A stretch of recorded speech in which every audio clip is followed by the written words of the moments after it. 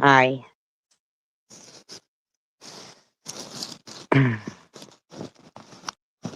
So I know it's late and, probably people aren't awake, but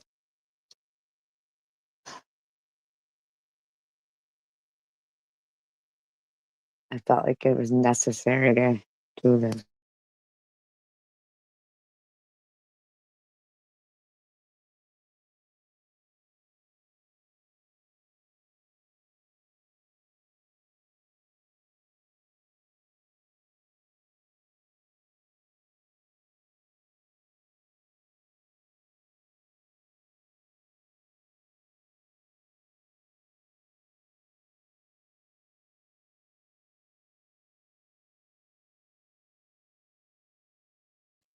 Okay, so I hope that people will rewatch this because and I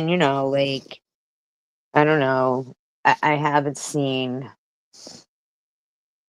much focus on this. um but he really did say these things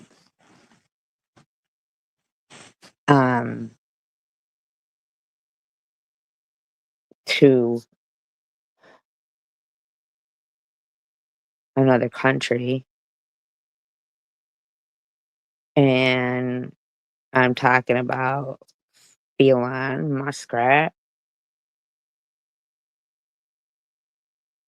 He really did say these things. So I'm just gonna play this because I didn't listen to all of it, but I listened to enough to say, I wanna put this out there because he really said these things to an it was, in Dubai, and he had his face on a big screen like he did with that other meeting in Germany there. And what he said is terrifying. And I'm not saying that as oh, a Democrat, Republican, nothing like that. I'm saying this because it's fucking terrifying. And he's talking to another country as if we are not relevant anymore, in a really bad way. So, disclaimer, I do not own all the audio contained within this video. I am using it within the Fair Use Act guidelines. It's been altered in speed, and wow. So I hope people pay attention to this and don't think that it's just oh, she just doesn't like, this has nothing to do with Trump right here. He's holding a meeting. This is for real. You can look it up, okay? But people aren't watching it, and I happen to. And, I mean, my mind is blown right now, and terrified for us. So, anyway,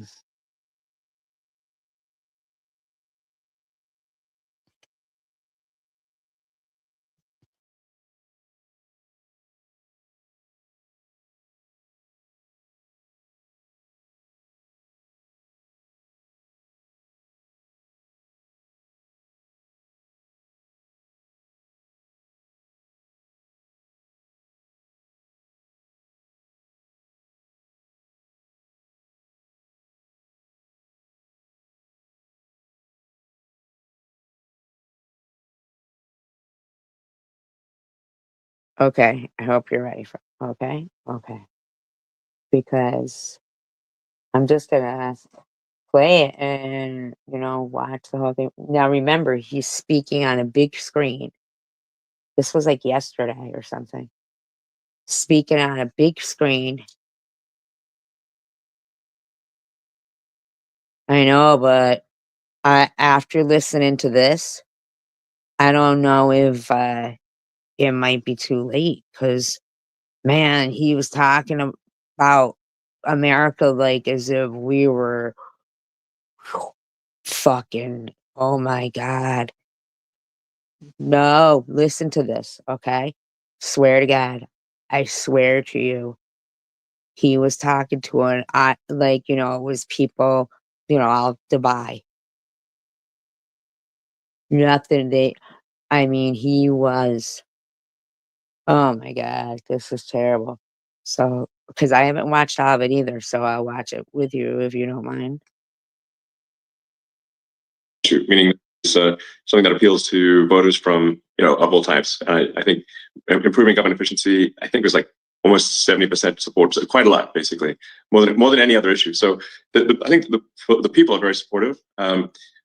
This is scary what he said. So he knows it's only almost 70% that is supportive of this government efficiency, but he knows, man, he's already gone busting in those places and got what he need because, well, he's got a shirt on that says tech support. Obviously, there's certain elements of the bureaucracy that are not supportive because we are moving them from the government sector to the private sector. So he's saying there's elements of the government, of the bureaucracy that's not happy because we're moving it from the government to the private sector. So there'll be no more government anymore. Watch what that's what he says. Listen, this fucker's planning on working people to death. Listen to this shit. So really, at a high level, this is kind of like we're moving people from low to sometimes negative productivity roles in the government sector to higher productivity roles in the private sector. And the net effect of that will be an increase in the output of useful goods and services, which increases the standard of living and well-being of the average American. Yeah, so he's privatizing the government. And you usually have one key target that you aim to achieve in every single endeavor that you have. So SpaceX is make humanity a multiplanetary species. With Tesla, it's ushering an era of sustainable travel. What is the one main goal for government efficiency that you have for yourself? Is it saving money? Is it doing something else? What is the one main task that you have for yourself? Check this out. I'm going to show you how I afforded this car. Okay, you ready? All right, 118. Yeah. So there's, I guess, there's a few ways to describe it, but the actions end up being the same, which is like reducing the size of government and making the government much more accountable to the people. I think is going to lead to a better outcome for the people. Why is he having this fucking meeting with it's like the economy something, and it's all these people from Dubai, and Trump's now not there at all. People, what I've said is that we really have here rule of the bureaucracy as opposed to rule of the people, democracy. So in order we want to restore rule of the people, and so what that means is reducing the size of the federal government, basically reducing regulation. There's a tremendous amount of over-regulation that's happening. Reducing regulation Over time. And this is an inevitable consequence of a long period of prosperity, is that you're going to get more and more rules and regulations, more laws accumulate over time. And the normal forcing function for getting rid of rules and regulations is war. So it needs to be some kind of existential war. War. No, he's on one of those big screens, like he was in the Germany meeting. He's on a big screen, and it's all these people in, like the whole garb of, the Dubai, the long clothes stuff, whatever it is they're called, that they wear. He's reporting like back to them. Yeah, exactly. Can you hear it good? Look, he's like, so the deregulation is for war. You have to do a reset in order to avoid being defeated in a war. This is literally the. Oh my God. He wants a fucking war. He wants a war. Wow, this fucker. Throughout history, it's been the main forcing function for clearing out an accumulation of laws and regulation. In the absence of that, every year you get more laws and regulations until eventually everything is illegal and nothing is permitted. And that's sort of the situation we have these days. So, the aspiration here is a reduction in regulation and You see how fucking they signed that executive order to make bribery okay to international leaders, other countries' leaders. Isn't that crazy? and reduction in government spending such that the economy is able to grow faster. Maybe the economy can grow at 4 or 5% potentially in terms of real useful goods and services output, and then government spending can be reduced by about 3 or 4% of the economy, about maybe $1 trillion or more. And he's gonna try to put the fucking people, the slave labor. That's why he's cutting all the shit. This motherfucker. Oh my God, why is he reporting back to Dubai? the net effect of that would be no inflation from 2025 to 2026. So that would be quite remarkable. And also, if the U.S. government is buying less debt, which I think will be the case, if the deficit drops from 2 trillion to 1 trillion, then there'll be 1 trillion less debt that the government needs to buy, which will drop, of course, interest rates to drop significantly. Should I slow it down instead of having it sped up? Is it hard to understand him? Should I slow it down?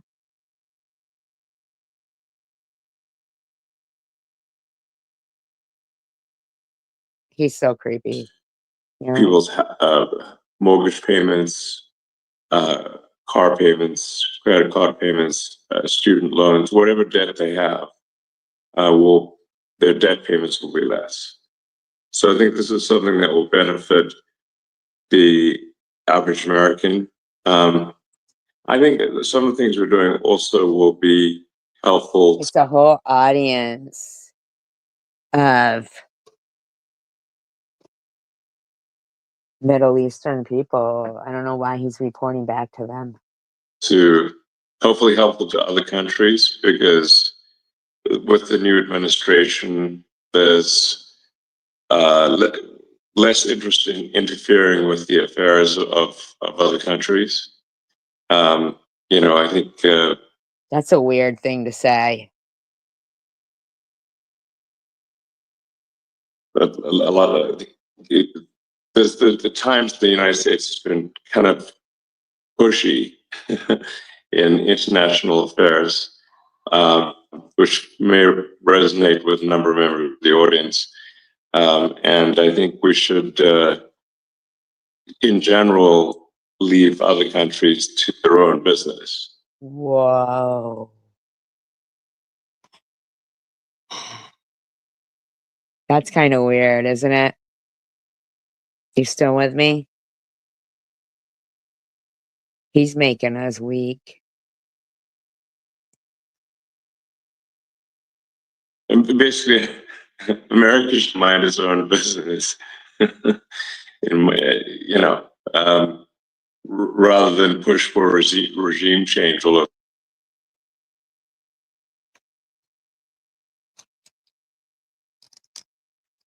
Yeah, but for him to be the one doing it, he's not the president. Like, he's not the speaker. He's not the one. You know what I mean? Like, that's so insane. All over the place. So, yeah. So it's probably a good thing for other countries too. So instead of waiting for a war to happen, you went to war against the bureaucracy in the government. Yes, we're essentially just we're with the support and direction of President Trump. We are reducing the size of the bureaucracy, getting rid of excess regulatory regulations, and there's also so many agents. I know, but that's terrible. Like, we shouldn't be, be fucking putting up with that shit.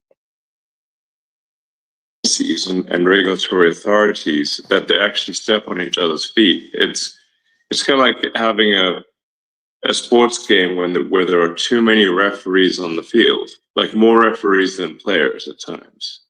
So that would be a silly game. You know, if the players can't pass the ball without hitting a referee, you know. But it's kind of getting to that point in the U.S. So there's roughly 450 federal agencies of one. Yeah, but you just don't go in and cut them all, dude. I mean, that's a little fucking extreme. Like what he did is extreme.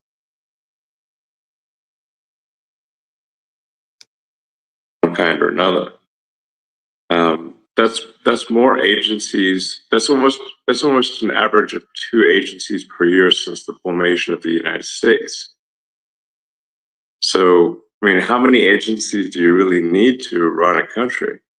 I'm 99, not 450. That's for sure.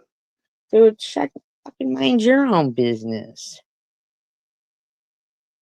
So, And how do you guarantee that all the incredible achievements that you aim to have in terms of savings, in terms of impacting the lives of the American people, are not going to be reversed in 4 years? Typically, the cycle gets reversed every 4 years. Do you think it's going to be so impactful that I mean, I don't think it is because they're always saying it's not legal. It's not legal. I mean, they ought to fucking just start arresting the guy. Like, it's starting to become really fucking ridiculous. it won't be reversed? Is there any ways that you can, ensure that the Now program he's trying to say they're trying to lean in here, I think, to making Trump's presidency longer than 4 years. is going to be continuous? well, I think we do need to um, delete entire agencies as opposed to leave part of them behind. Because if you leave part of them behind, it's easy. It's kind of like if leaving a weed. If you don't remove the roots of the weed, then it's easy for the weed to grow back. But if you remove the roots of the weed, it doesn't stop weeds from ever growing back, but it makes it harder. So we have to really. The hell is that supposed to fucking mean? Remove the weeds. Who's the fucking weeds? What's he calling us the weeds? This guy's off the chain, man. Seriously, this fucking guy. He needs to fucking. Ah, Delete entire agencies, many of them. And that's not to say there won't be an increase over time of bureaucracy in some new administration, but it'll be from a much lower baseline. and it's perfect for Trump because he don't have to do any work, and this guy is off the chain. I mean, he's just really off the chain. Did you see that where his son said, "You're not the president," and told him to shush up and stuff? Did you see that? That is so.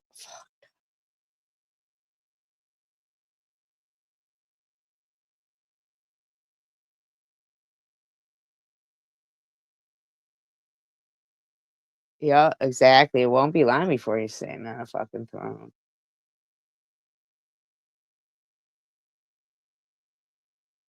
It's a big old toilet.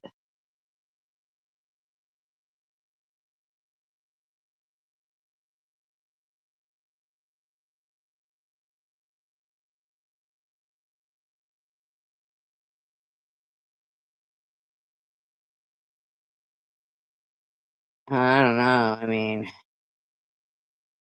I thought he would have said something right then and there. I mean, little kid ripped him apart.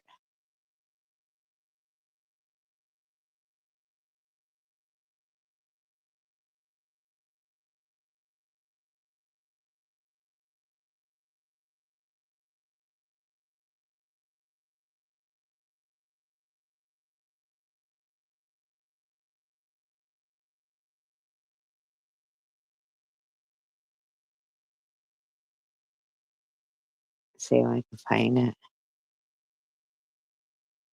I don't know.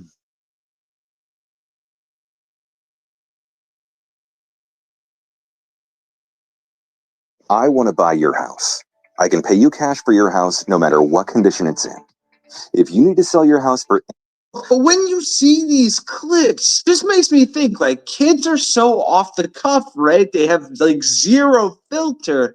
And if he feels You know what? That guy yells too much, but yeah, it's very scary, isn't it? Fucking petrifying.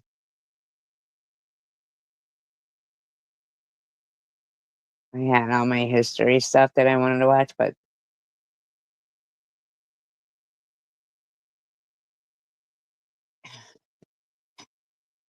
hold on.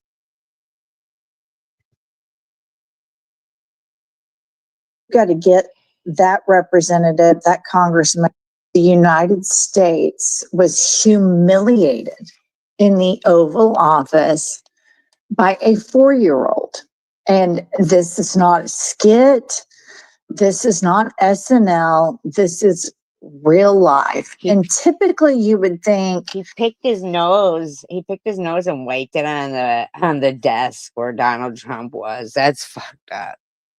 okay, kids are off limits in politics. We can't talk about them.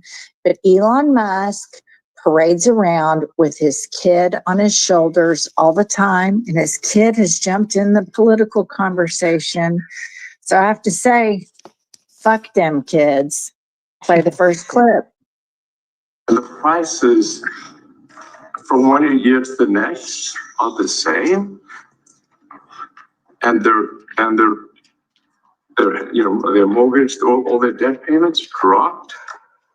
This kid. How great is that? Oh my God, there he is again. No! Oh! Yeah.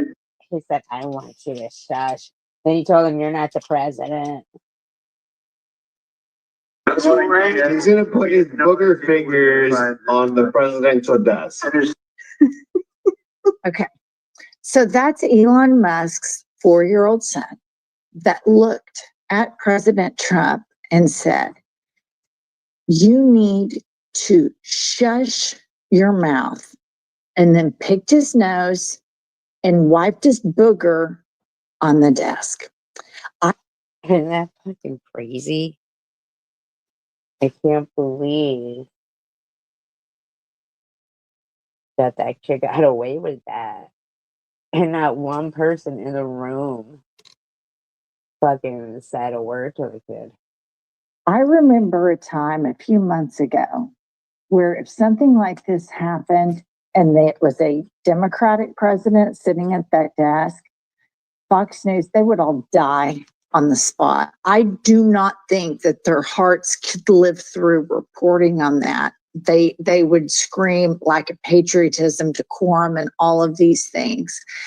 And Trump looks defeated by this kid. Pumps, I think he did too.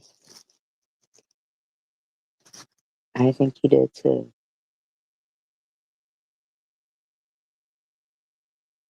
What did you think when you saw Trump, with the way the kid kind of tells him off and he puts his head down, like the kid just has power over him? It's so weird. I thought when I saw this clip, Trump is impotent.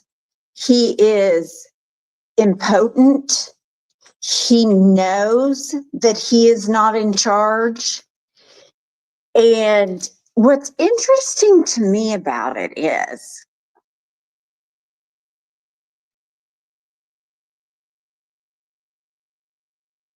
$1,500 a month if you also take care of a friend or relative at home? No way, right? Most people don't know that there is an easy way. Taco Bell. A Taco Bell security guard slaps a black woman for trying to order.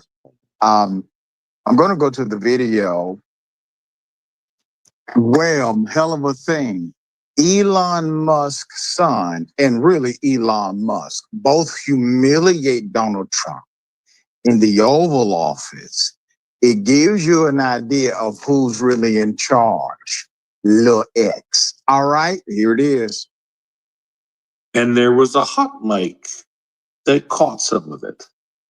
So first is this little gem. To restore democracy. He said, you're not the president, you need to go. This may seem like, well, You heard that too, right? You're not the president, you need to go away. I'll play the clip a second time. Just you watch and tell me if that's what he said. to restore democracy. This may seem like, That's what he said, but I'll go one better because he also said this. the prices from one year to the next are the same. And they're What a stupid name, right? That one's clear as day. He says, I want you to shut your up. And there's already people who are like, out of the mouth of babes. But let me just put this out there for your consideration. A child this young doesn't have this profound moment where he like tells off Trump. Picks his nose and wipes it on the desk. He just repeats things he's heard. I mean, damn, son. Trump wasn't even talking at the time. Put it up full mass. Let me explain what's happening here. All right. Here's my hypothesis. I believe that Elon. Oh, I have it on slow. That's why it's going so slow. I was like, what's up with this guy? Like, what the fuck?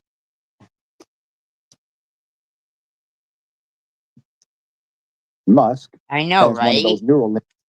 I know. Fucking Trump's calling him a genius and stuff. Device is hooked up to his son. And his son is basically saying all of the thoughts that Elon is currently having. That's just my hypothesis. Don't have too much proof other than his son just told the president of the United States to shut the fuck up. Darth Vader. This is bad. We've seen stranger things in this world. And here's the other thing. Here's the other reality that's actually happening here. I don't know if he really said that.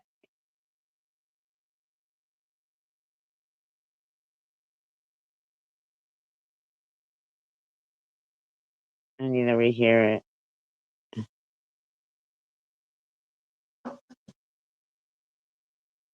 from one year to the next are the same. And they're mortgage all That one's clear as day. He says, I want you to shut your the next are the same. This may seem like, that's what he said, but I'll go one better because he also said this. the prices from one year to the next are the same. And they're mortgage all That one's clear as day. He says, I want you to shut your up. And there's already people who are like, out of the mouth of babes. But let me, I think he did say that. It's fucking a hellion. me just put this out there for your consideration. A child this young doesn't have this profound moment where he like tells off Trump. He just repeats things he's heard. I mean, damn, son. Trump wasn't even talking at the time. Put it up full man. Who's actually in charge? So during Elon's press conference in the Oval Office, his son had some choice words for Donald Trump during the viral interaction. Trump signed an executive order that will give more power to Elon Musk and his agency known as Doge. I mean, really Dodge. That's crazy.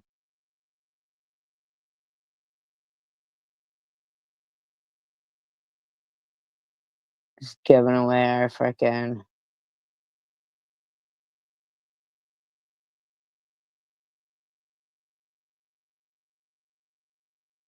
our country.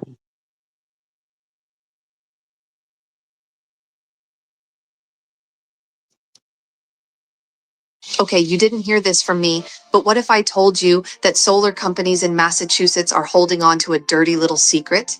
Yeah, that's a good point too. Expect the Russians and President Putin to attend the summit in Saudi Arabia? Eventually, yeah.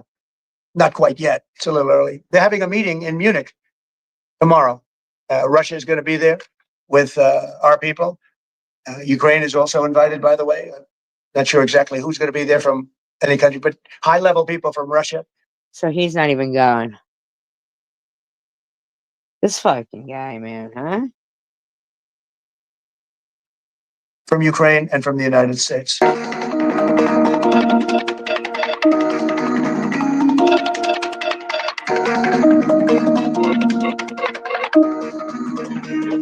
That's fucking off the chain.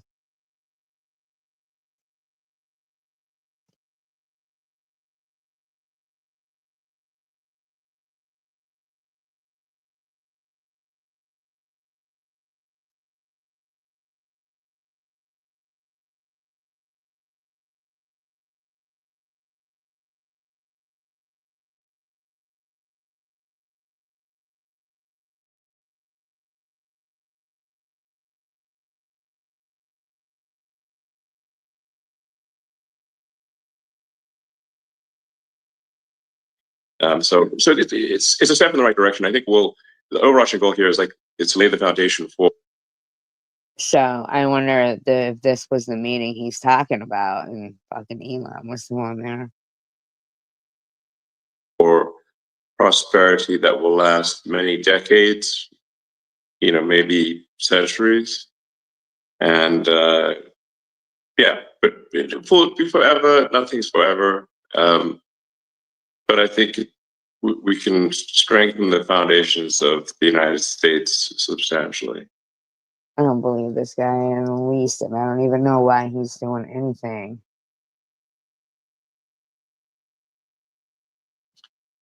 And what lessons can other governments learn from the US? You say tech support on your shirt. Is that only technology, or is there other things? How do you approach efficiency? Well, yeah, what the fuck's that mean? Tech support? This motherfucker's not supposed to be doing anything tech there. He's supposed to be just this fucking guy, man.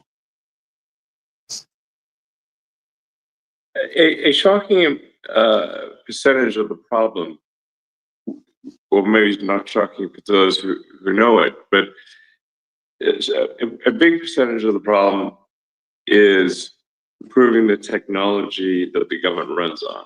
So the U.S. government runs on a collection of thousands of computers, many of them antiquated, running Braille. Yeah, but the thing is, dude, nobody wanted. Yeah, it's like, this guy's not supposed to be fucking around with the computers and this and that and this and that. I mean, what the fuck? That's off the fucking rail, man. He needs to fucking reel himself back in or something. Build software and the computers don't talk to each other. So that's why tech support is kind of a real thing. In order to make the government more efficient, you have to improve the technology. You may have read about the example I used recently with Yeah, he's just trying to get more contracts for himself. Fucking dingling motherfucker, this guy. President Trump was signing one of the DOGE executive orders of the difficulty of U.S. government workers retiring. Like the maximum retirement rate is $10,000 a month, and the reason for that is because the retirement is entirely paperwork. The fuck is up with this guy? Why didn't he just fucking deal with his own fucking shit? Nobody wanted him around, man.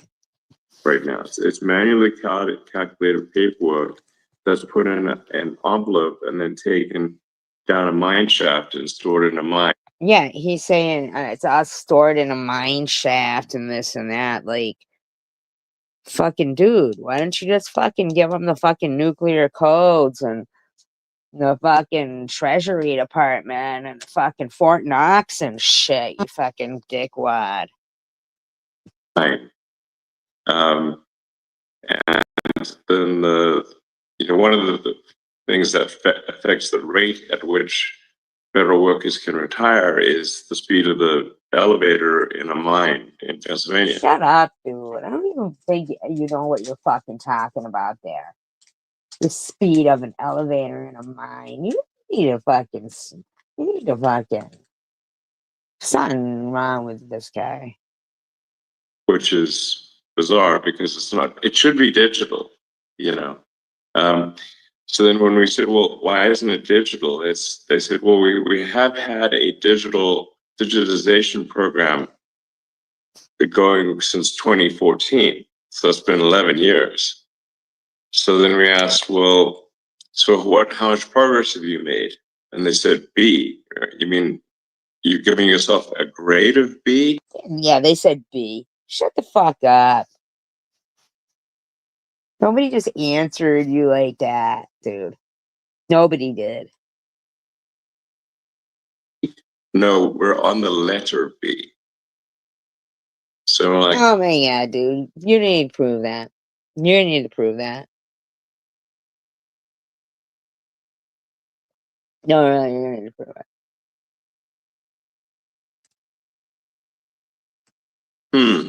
Okay, we're gonna need to really provide some tech support here. Dude, you're gonna need to get rid of your companies and the contracts. Yeah, the whole audience there is like totally dressed the same, first of all. And silent. Like, who knows if they even all speak English? Why are they just assuming that? How do they know they all speak English? What the fuck? Maybe the one guy on the stage is the only one. And there's no like interpreter there. What's going on here? How do they know they can all speak English? I'm gonna need to know. Like otherwise, literally, people can't even retire. Like even if they want to, it's pretty bad. Dude, shut the fuck up. That ain't how it is. People aren't going to be able to retire now because of the fucking rent the way it is because of you shiesty fuckers pulling out a fucking 80 million. While in the meantime, it's $15 million to send fucking you fuckers to the Super Bowl.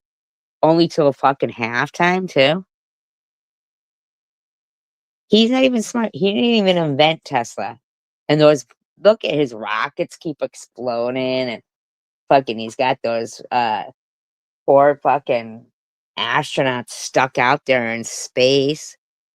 He's a fucking moron. He doesn't even know how to use birth control or something. Fucking guy is psycho. You know, there's a lot of software He should systems stop touching his hair. Those hair plugs. It's gonna come out in his finger. that need to be updated and fixed. In some cases, deleted. A lot of things that should really Deleted. Dude, you ever hear of a fucking paper trail?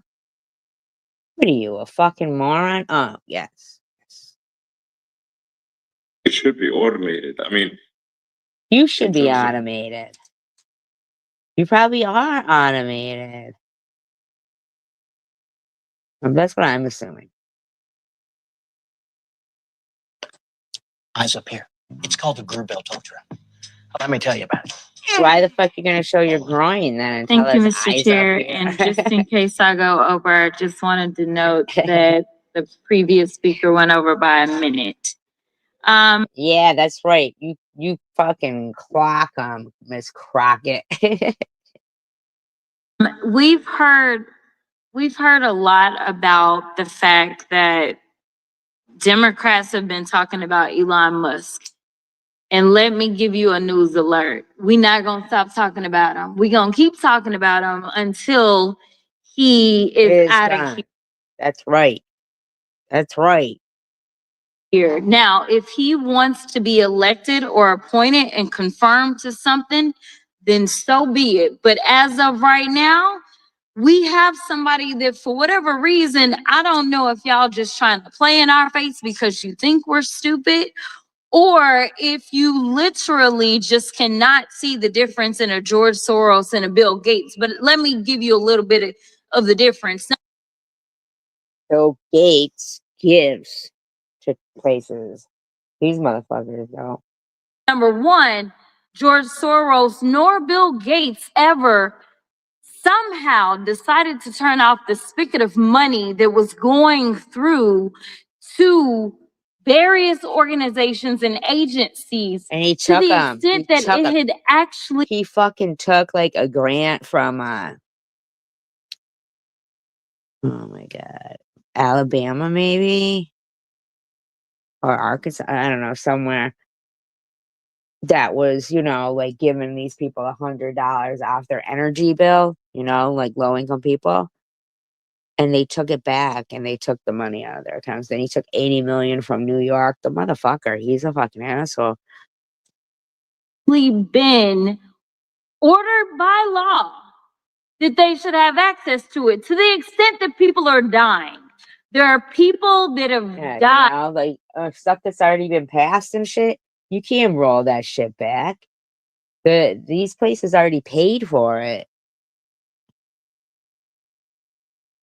As a result, he's trying to break of the states. He'll break the states that way. Each state, he'll break them. Antic. And there are now farmers that are screaming that they may lose their family farms because we have over $500 million worth of food that is sitting and not going anywhere because of the attempt to shut down USAID. So let me tell you, that is the big difference between the two of them. And let me also tell you that a big difference between Democrats and Republicans is that we don't just say we believe in the Constitution, but we walk it like we talk it. What does that mean? That means that if we believe in the Constitution, we don't just pick out the Second Amendment and say that it is limitless, nor do we pick out the First Amendment and say that it is limitless. The thing about the Constitution is that it has always been a balancing test. There are limits to this. And Elon, that's why there's different branches. Yeah, and he's just taking them, and what's he doing with them, you know? And right now, what we continue to hear from a certain side of the aisle is that there are no limits to this lawlessness. In fact, there are limits. And I can tell you that one of those limits typically is around hate crimes. You may or may not know that when it comes down to it, if somebody decides that they want to send something hateful or march in the streets with Nazi flags, say the US mail, they can actually go to prison for that, up to 5 years in prison. So yes, there are always going to be limits.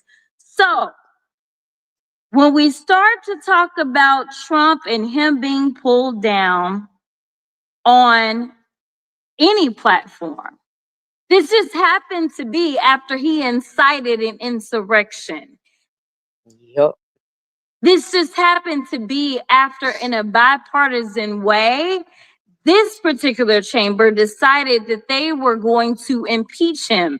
So there was something a little different about what he did, because as we know, it led to. I don't know why he's back in. That makes no sense. No sense. People actually dying. But let's talk about who's doing the nefarious things with the tech giants. Because I don't think that one side of the aisle is promoting truth, but sometimes it may seem a little treasonous. All right, so we've got this treasonous article right here about this guy. Meta says it will end its fact-checking program on social media posts. I'll talk about that a little bit later. Then we have Washington Post says it will not endorse a candidate for president. We also know that actually they absolutely intended to endorse Kamala I like to say. Harris. We have this one. Google Maps now show Gulf of America instead of Gulf of Mexico for app users in the United States, which is a complete farce because it's the Gulf of Mexico. It always has been. And we know that the AP got kicked out yesterday because they refused to buy into this That's not freedom of speech. lie, because that's all y'all really want to promote is lies. That's the big issue that we have. Elon Musk boosted false USA conspiracy theories to shut down global aid. Now, while he was boosting those lies about US aid, and he was stopping money going for, say, things such as Head Start, somehow He's a dick, man. the only money that didn't stop was the money to him and his organization. Now, I don't know how you can have him be the watchdog as well as the guy that is literally living off of the government. If we want to talk about government welfare, it looks like Elon Musk, because it's my understanding that just on yesterday, a new contract was approved for approximately $300 million. That's fucked up. This is right in front of our faces, too. Right in front of our faces. For Elon Musk. So listen, I just want y'all to be honest. You want to sit here, you want to lie, because so often we hear, well, you know, yeah, we did lie. In fact, he admitted that he lied when he was in the Oval Office yesterday.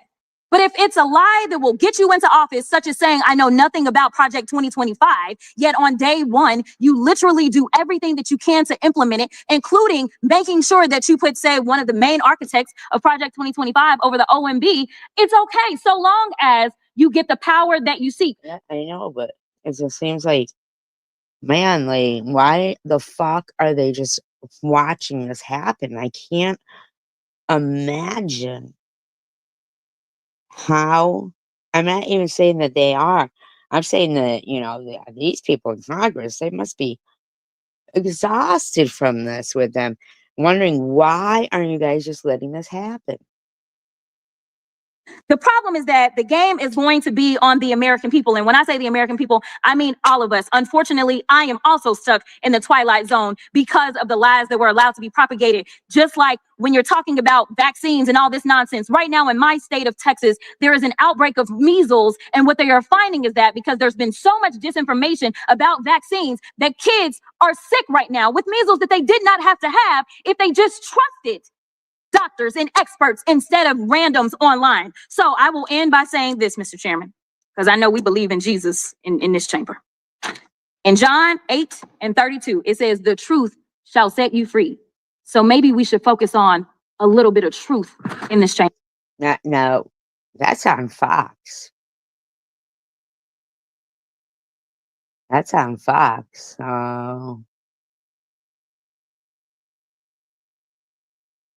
I'm going to show you here today. You're going to actually go squeeze on in, left foot in front of your right, your body will follow. Watch this. We made a whole kit for drinkers, right? So it's everything you need to enjoy wine. This is your wine opener. Now you've got that pin what runs through the center. Can you see that? You just push that pin down to the core. Now there's no CO2 to buy, there's no batteries, there's no electricity needed. So in the event of a power outage or a zombie apocalypse, it's better to be safe than sober. Now, just all right, y'all, welcome to the show. So in just a second, Elon Musk is plotting the destruction of Social Security. This time he has an assist from congressional Republicans as well. In fact, they're going to target Social Security, Medicare, and Medicaid.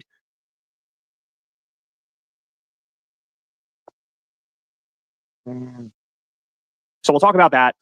Then we'll get to Donald Trump doing Elon's dirty work and smearing the anti-scam police, the CFPB, Consumer Financial Protection Bureau. I'll break that down for you. There's also an assault on at-home workers.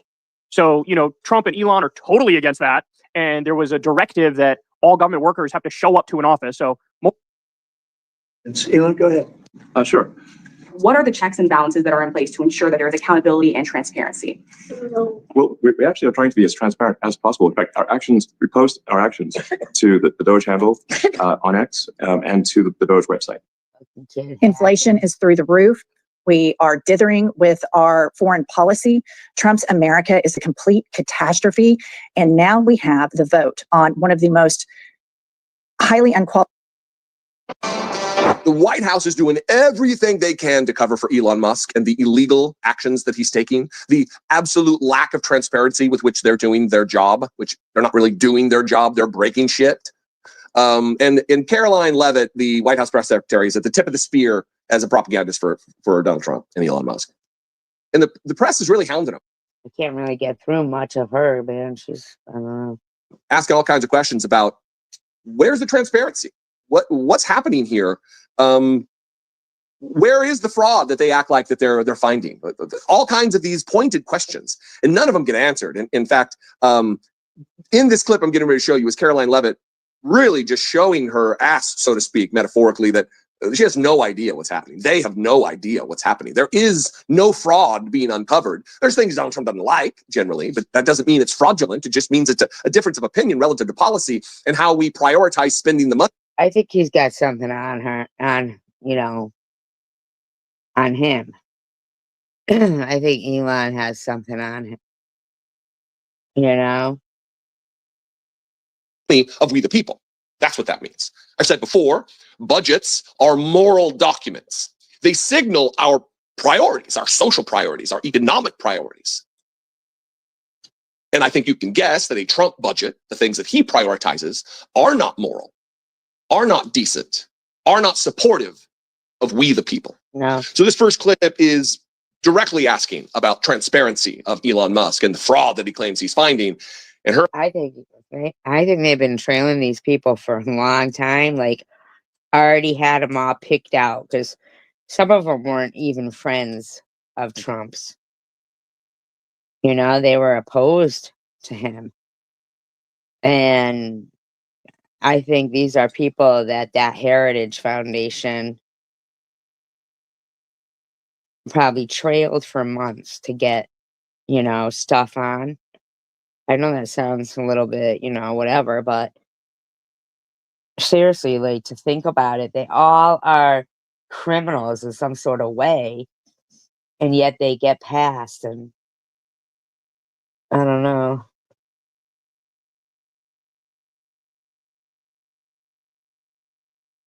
her answer is it's a doozy. This Italian method stopped my snoring instantly. My wife couldn't believe it was that easy.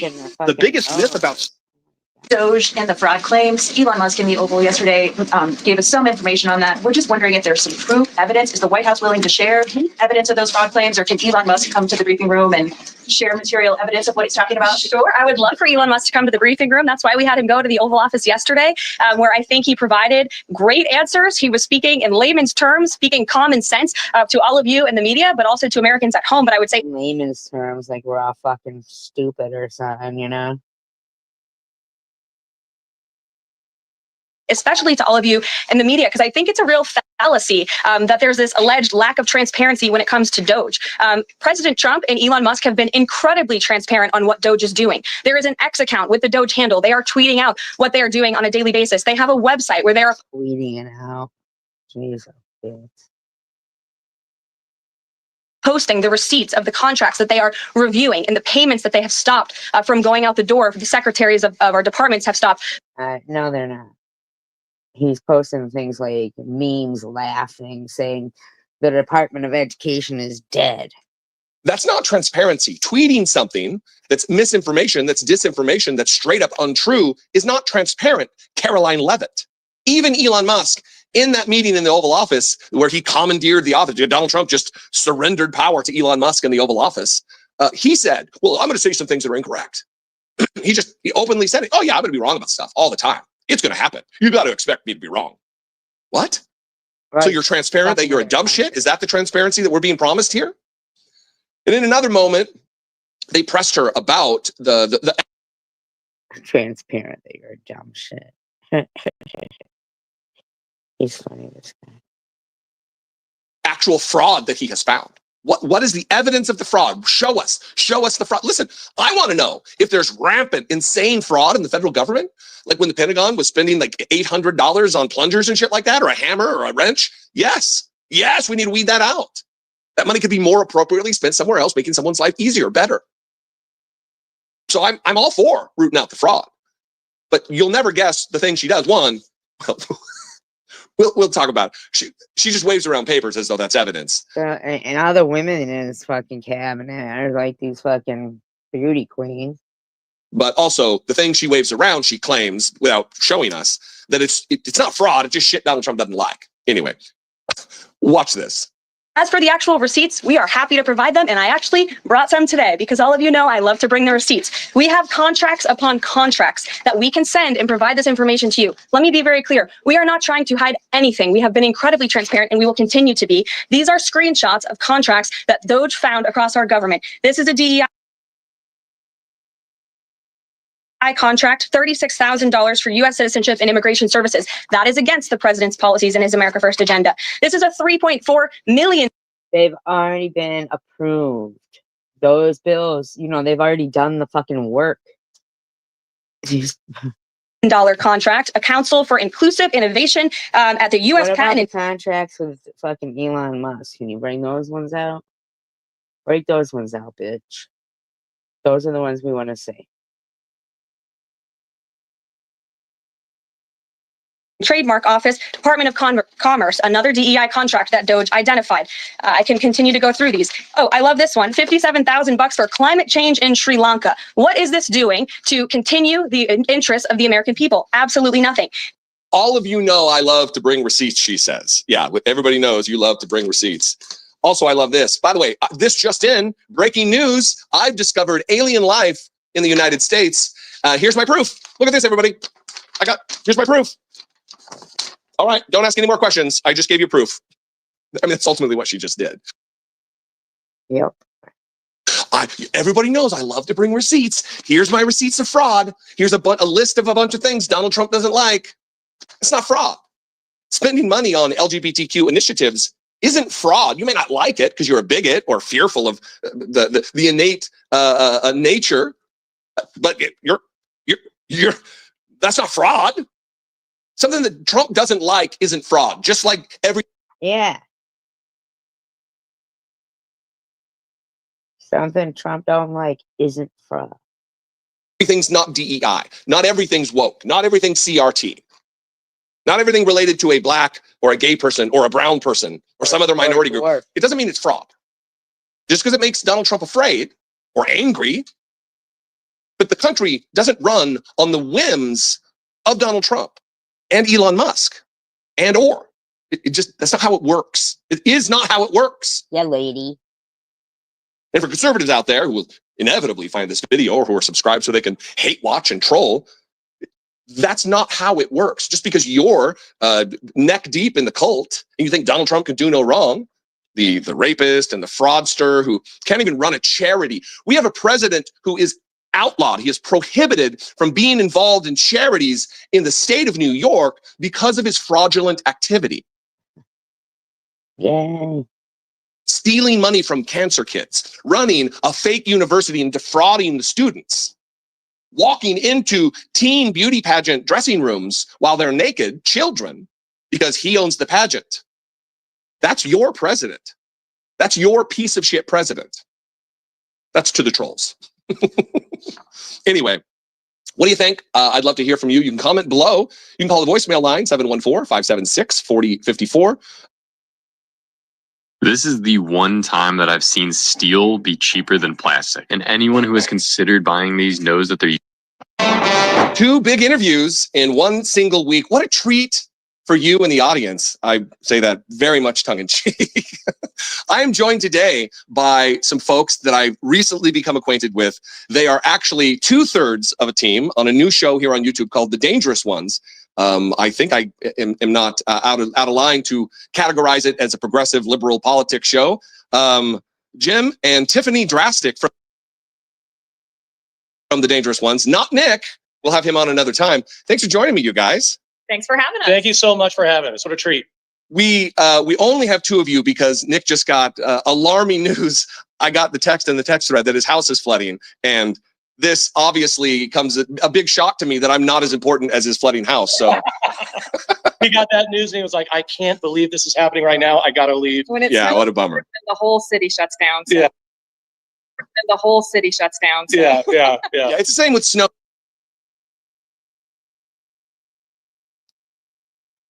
Here in Washington, D.C. It's just a nightmare. People like lose, they don't know what to do. They just freak out. What? Snow? I've never heard of that before. Yeah. So part of having you guys on is obviously to promote your new show, which I watched the first episode and the trailer that you guys put out. That was so funny. So good. Really, kudos to you guys. Thank you.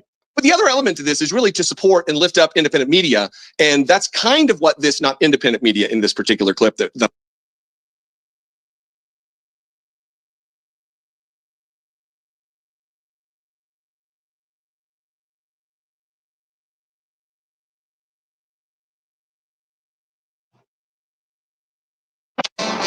we have in the Congress, within the Democratic Party, a new generation of leaders, of communicators, of brilliant people who want to bring change to the United States, who want to stand in the gap for the voiceless, who want to protect Americans from the onslaught of fascism that is the Donald Trump administration.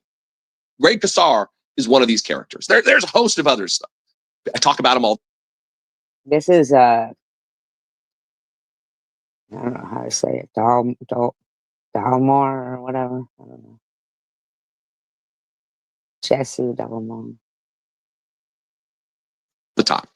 There are certain people I'm very fond of and others that I think should just retire. You know, we salute you. Thank you for your service to your country. But it's time to hand over the reins, to pass the baton, to pass the torch. Pick your metaphor, to get out of the way. If you're a septuagenarian or an octogenarian, we have people who are ready to do the good work, the hard work, the decent work.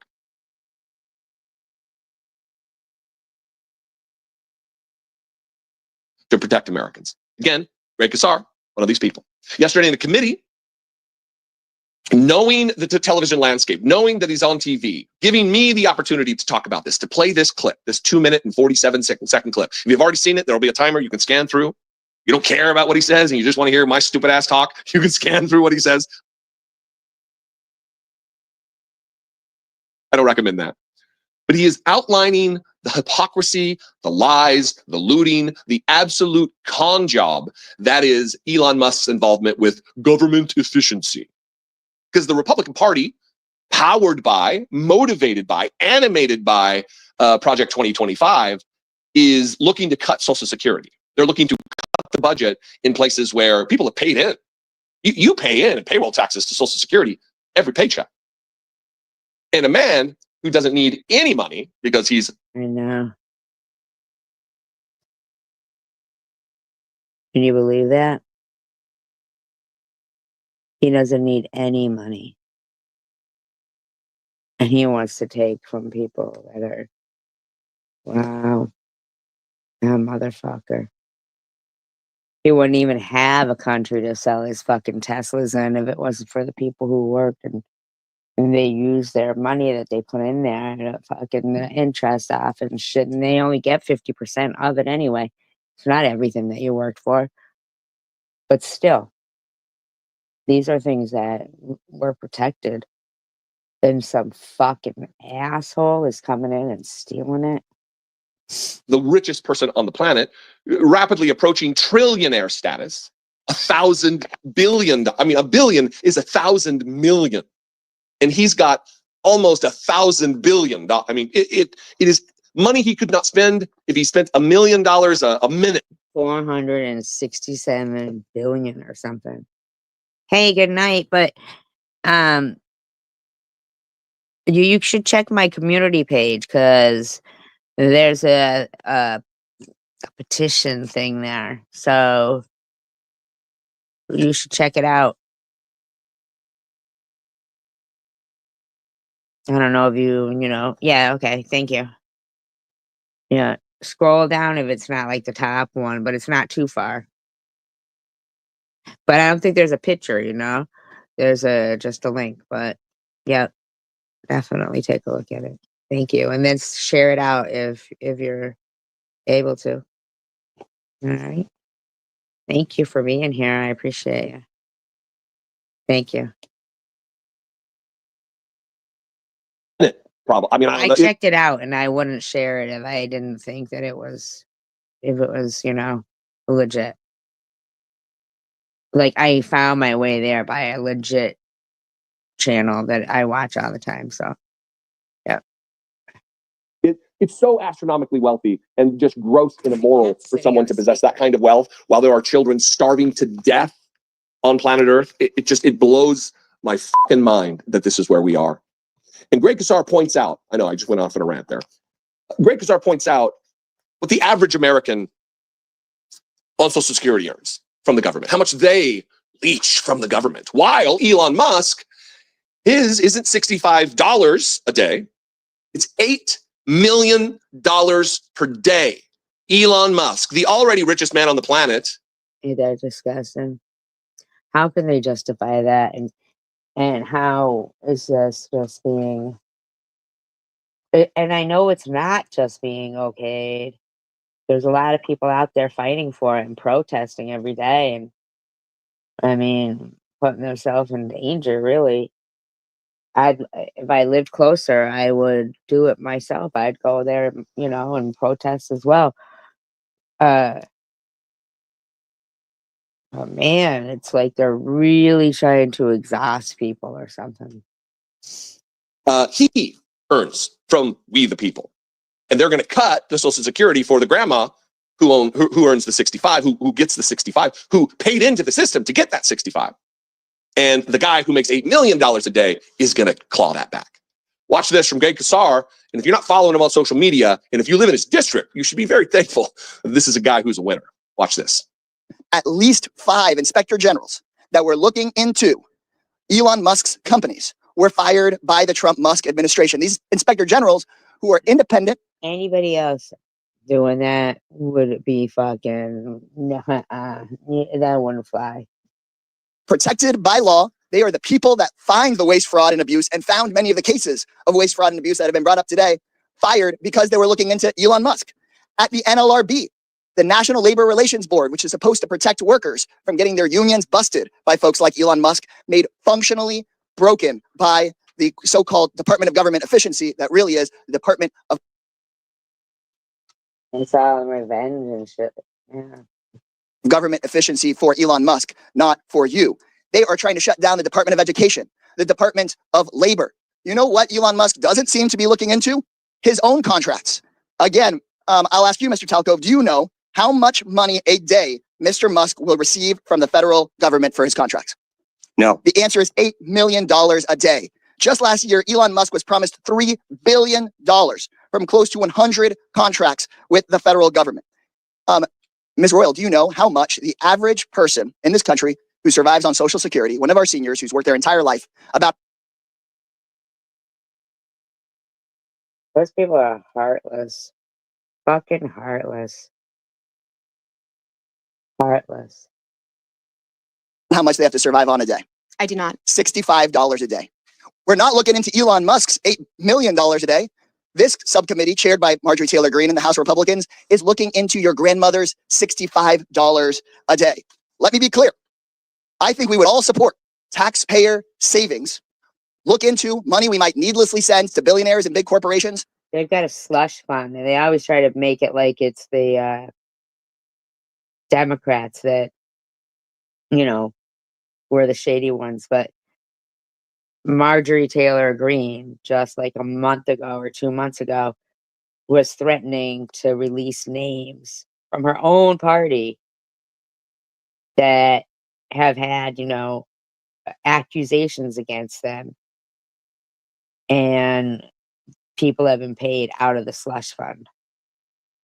So basically, it's taxpayer money that we're paying for them to, you know, when they get in trouble or something, to get out of it. Find taxpayer savings and send it back to your hardworking family.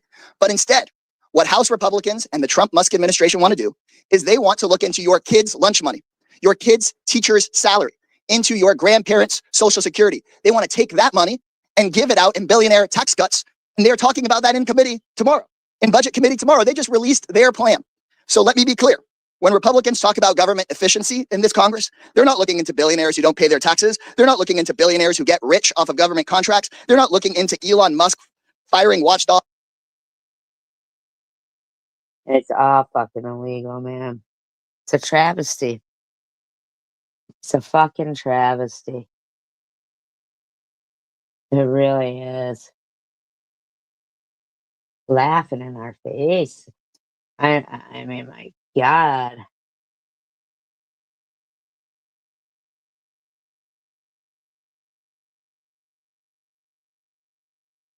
Who are supposed to keep them accountable, they're looking at cutting your public schools. They're going straight for your Social Security. They're coming straight for cancer research. They're coming straight for the Department of Education. They're not looking at big tech. They're not looking at big pharma because those people fund their campaigns. Yep. Where's the lie? Find the lie. Find the distortion. Every There isn't one. single piece of that, every single word of that is absolutely true. The inspectors general who were fired by Donald Trump, largely, many of them, I think he said 5, were actively investigating Elon Musk. National Labor Relations Board, the Pentagon relative to SpaceX launches, the EPA relative to SpaceX launches, USAID relative to his involvement with Starlink in the Ukraine-Russian war. He was being looked into, and they stopped it.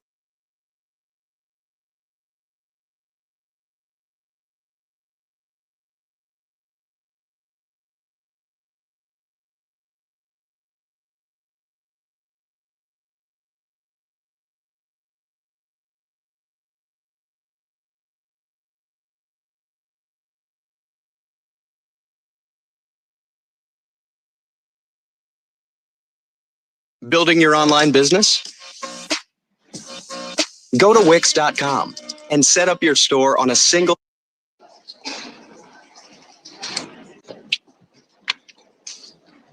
Good afternoon, everyone. This week, the Senate Budget Committee, under the leadership of Senator Graham, Chairman Graham, will move forward with a budget resolution that will address many of the topics that we think are of immediate concern to the American people and priorities of President Trump and his administration. Starting with securing our southern border, we desperately need resources to make sure that our leaders, and we heard from a couple of them today, and Senator Graham will speak to that in just a minute, have the resources that they need to do the job that the American people expect us to do, and that is keep our southern border secure. It is a national security issue. It's an economic security issue. Secondly, obviously, and just as importantly, is making sure that our military and our defense is ready to deal with any threat that exists around the world. And the Biden administration, in every single one of their budgets, didn't keep up with the rate of inflation when it comes to funding the military. So there are things that need to be done to ensure that America is ready to face whatever threats exist in a very dangerous world. And the final issue that will be addressed in this budget resolution is the issue of energy. The Biden administration, through their policies, made it very, very difficult. The Biden. Shut the fuck up. You just heard that guy say, I mean, come on, man. For this country to become energy dominant. And it's going to take a while to get us back to where we need to be. But as we start to undo some of those policies and put policies in place that will encourage American energy production and get us on the way toward making America energy dominant, that's the goal and the objective of what we're trying to do here. This is a process, the budget resolution, which unlocks budget reconciliation, which is what enables us, the budget tool that enables us to do these things. And so we're here today. Basically, Senator Graham is here to speak to that issue and to take questions that you might have. Hurry up, speed it up, buddy. About how that process works, what it looks like. But as the week unfolds, we hope that he and his committee can move forward on this process and put us in a position. Spending. While the text doesn't mention Medicaid by name, it directs the Energy and Commerce Committee to cut $880 billion at its budget, which is near impossible to do without touching the healthcare program. And of course, they're going to do it. They've been desperate to do it for a long time. It is money that goes to people who have the least, so obviously it will be cut first to make way for more riches for the rich. It also directs the Agriculture Committee to find $230 billion in cuts, which seems to indicate Elon can't do and won't do anything without our approval. And we'll give them the approval where appropriate. Where not appropriate, we won't. Where we think there's a conflict or there's a problem, we won't let them go near it. Yeah, that's a lot.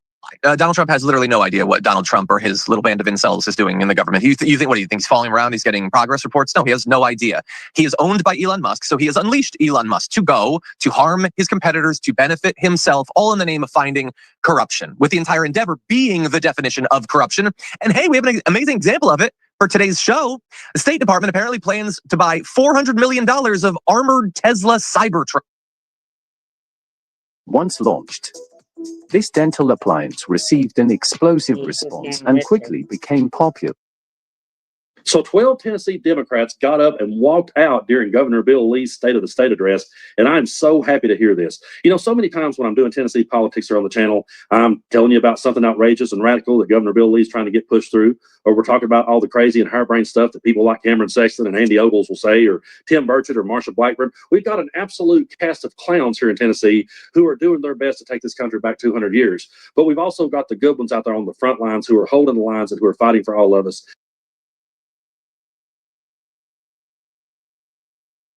And it's high time that we put way more attention on them. I've had the honor of having Gloria Johnson here on the channel to talk with. It's always great hearing from her. And I look forward to one day talking with Justin Jones and others because, you know, I want the good people of Tennessee to be recognized more, because we've got a whole cast of idiots here that sometimes gets too much of the attention. And that's because we're trying to fight so hard against this fascism that we have to talk about what they got going on. But here, I want them to know that if you walk out today, there will be consequences. So we want to stand with you because what's happening there is a lie. What's happening there is happening. Committees and took off members, including Republican members, who were against vouchers. That's how you still have conscience, ready to fight, ready to say that we will not give any. For doing so. And in this next clip, Gloria Johnson also explains a lot about what the walkout was about. Take a look. It was very lackluster. It was nonsense, and I'm sick and tired of hearing lies about vouchers. I'm tired of having people demonize immigrants and refuse to educate children who have no say in the matter. We don't need to listen to that. The governor is full of misinformation and lies. Tennesseans deserve better. They deserve the truth. They don't deserve someone who defunds families, but instead we're lying to them, defunding public education. Saying those things in Tennessee. There's plenty of people straight up authoritarianism. I've said it so many times. Tennessee is the blueprint for project. Democrats punching back with force. So yesterday was the first DOJ subcommittee hearing. That subcommittee is led by Marjorie Taylor Greene. So Democratic Congressmember Garcia goes, I find it pretty rich that we are being led here in this subcommittee about DOJ by a lady who was literally showing dick pics during last congressional term. Can you believe that?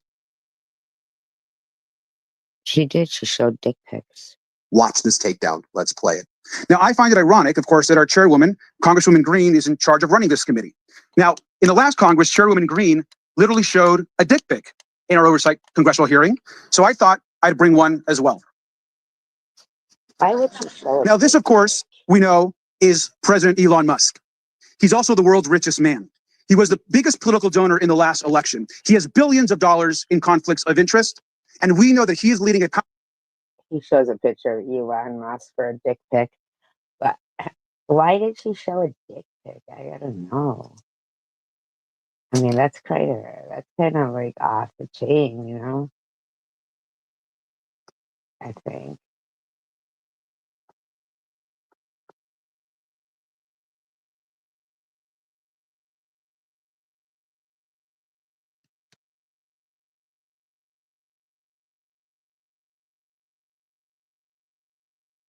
Everyone watching at home that parental discretion is advised. Marjorie Greene, during a hearing today, mentioned that viewer discretion is advised before bringing up the props she's using for her little stunt, because she is going to accuse Hunter Biden of violating the Mann Act, which is an anti-human trafficking law. Okay, so this was during a hearing questioning two IRS whistleblowers, and this is what Marjorie Greene brought to the table. So she started things by presenting a plane ticket that Biden allegedly paid for a woman reported to be an assistant or secretary to basically visit him in DC. Then she decided to, you know, make it spicy, I guess, by throwing out all sorts of allegations. Let's watch. I would like to present this to the committee. This is showing Hunter Biden paying for a victim's United flight from LA to Dulles. This was a I believe this is a violation of the Mann Act. This is Hunter Biden's, this is his proof that he bought the ticket. He bought it. How that shit for you get them to go to the fucking Super Bowl till halftime? Like, are you fucking kidding me right now?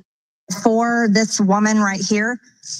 He flew her from Los Angeles to Washington on June 14th, flew her back to Los Angeles, California on June. Trump just got fucking convicted for hush money. 15th of 2018. So when Hunter Biden paid for this woman to do this with him, to travel across state lines from California to Washington, D.C. on June 15th, this is a violation of the Mann Act. This was prostitution. I think she's fucking violating stuff. Wait, what? Wait, what? There are 2 IRS whistleblowers at this hearing. Why are we talking about Hunter Biden's sexcapades again? Just in case one of the investigators was Hunter Biden, the other was the woman, and she was going to spring this on them. But also, what is the accusation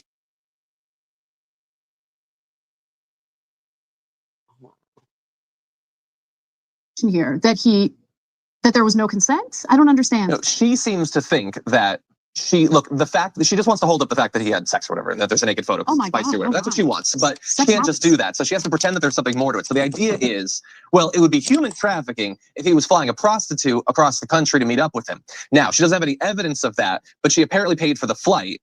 And a lot of Americans are now finding out that if they ever put any money whatsoever into helping like a partner of theirs travel across state lines, then it's prostitution. Because I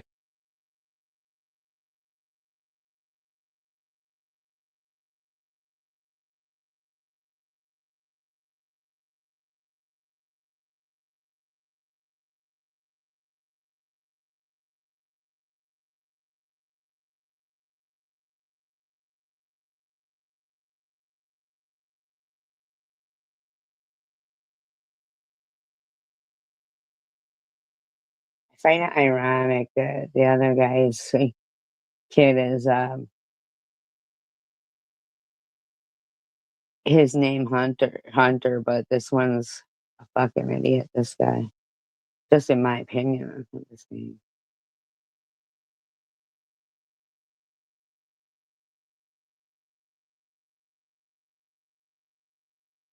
Hey guys, let's talk about ESPN Bet, the sports book from your favorite sports brand. With ESPN Bet, you'll get a group he was with had been accused of hunting a projected duck in Italy.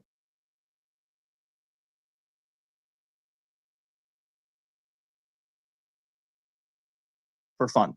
I understand having to kill for survival, for food. I understand that. But to do it for fun, I don't get it. But Donald Trump Jr. loves it. The Trump sons became targets themselves earlier this year after photographs of their big game kill surfaced online, just as hunting claimed the life of Africa's famous Cecil the lion, a controversy the brothers dismiss. When you look at the amount of money generated by conservationists, about the amount of land that's put aside to save these kind of the habitat. Fucking dicks, man. Hunting fucking lions and giraffes and fucking dickhead. For those animals, all of that's driven by hunters. I mean, starting back in the days of Theodore Roosevelt, who was the original guy setting aside federal lands for that purpose. All of those guys were big hunters. That's a big hero of yours. Huge. Another brash New Yorker, right? So perhaps we're the reboot of that. But these are all things. Yeah, he's the reboot of Teddy Roosevelt. Okay. I mean, it's just so upsetting seeing these beautiful creatures just killed senselessly. He's got loads of them. For no reason. Rhinoceros. Other than lion. Because these unathletic, rich idiots decide they want to have some fun. And for some reason, killing these noble creatures to them is their idea of a good time. It's actually hard to look at. And it might have gotten Donald Trump Jr. in some criminal trouble because he took his murder roadshow to Italy, where he accidentally shot an animal that is protected by the country. Donald Trump accused of hunting protected duck in Italy. It's a crime. Donald Trump Jr., President Trump's adult son, and the group he was with have been accused of hunting a protected duck. Who's paying for him to fucking go to Italy? And he went with his girlfriend. Who fucking paid for his girlfriend? Seriously. Who paid for that? Italy. Andrea Zanoni, an Italian politician, said in a post on Facebook this week that he observed a video from the Venetian Lagoon in which Trump Jr., as part of a recent hunt, pointed to a deceased duck among a pile of others. Quote, the videos show some people, including Donald Trump Jr., killing several ducks. Quote, only residents of one of the Italian regions can hunt in Italy because you need to have a hunting card, which is issued by law by the region of residence of the applicant. The bird in question is a ruddy shelduck, a very rare duck in all of Europe. It's not known if Trump himself or another person killed the protected duck. In the video clip reviewed by New York Times, Trump, an avid game hunter, hid among tall grasses beside a pile of dead ducks. Quote, this is a rather uncommon duck in the area, he said in the video, pointing to the copper-colored dead bird next to him. Not even sure what it is in English. Wow, really? Wow, so he already knew. He already fucking knew. Really great guy. The ruddy shelduck, or Tadarni okay, I'm not saying that, is also known in India as the Brahmini duck, according to The Guardian, which reports the bird's winters in southern Asia but breeds in Europe. It is not considered endangered, but it's protected by both the European Union and Italy. It is morally despicable. This is the important part. Another Italian lawmaker said, according to the Times, and it's a crime. In his post, said the killing of or detention of the ruddy shelduck is criminally sanctioned and therefore, according to Italian law, but we don't know if it was him who did it. So. It constitutes precise crime of the judiciary's competence. I don't know.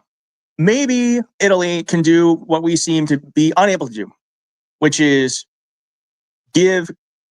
They won't. I want to buy your house.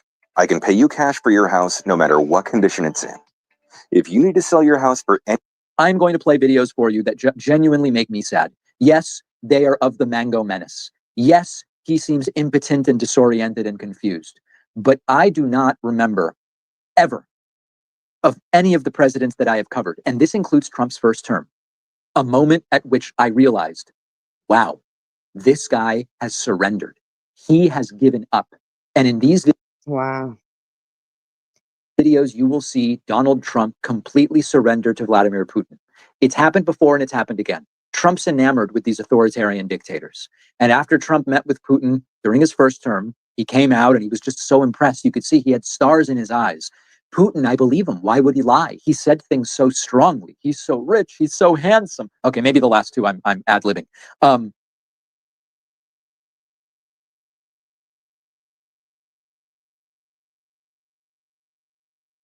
This is 8 hours ago. This was a phone call that took place between Putin and Trump. Trump comes out of it and he's giving Putin everything. He's saying, I don't know that Ukraine is going to get any of its land back. This was a bad idea for Ukraine to get into this war. Wait, Ukraine was the one that was attacked. He is surrendering foreign policy to Putin. Trump implies in this first clip that since Russia... You think he might have that Neuralink in him? ...has been fighting for illegally contested land, that maybe they should get to keep some of it. Do you see any future in which Ukraine returns to its pre-2014 borders? Well, I think Pete said today that that's unlikely. It certainly would seem to be unlikely. They took a lot of land and they fought for that land and they lost a lot of soldiers. But it would just seem to me, and I'm not making it. Oh my God, this guy is fucking. Oh my God, he never fucking has, he never sounds like he fucking even knows what he is talking about. That's just my opinion on it, but I've read a lot on it, and a lot of people think that that's unlikely. You know it's a lie because Trump doesn't read. But what Trump is arguing here is, forget about the fact that Russia's invasion of Ukraine was illegal and that they are the aggressors and they are trying to take land by force. Forget about all of that. A bunch of Russian soldiers died. And it seems as though Russia is just going to end up keeping some of that land that they illegally attempted to take by force. What? Thanks, Vlad. Right? It's a total surrender. Trump requires doormat loyalty of his staff. Trump's laying down and being the doormat for Putin to walk all over. A reporter asks Trump, do you view Ukraine as an equal member of this process?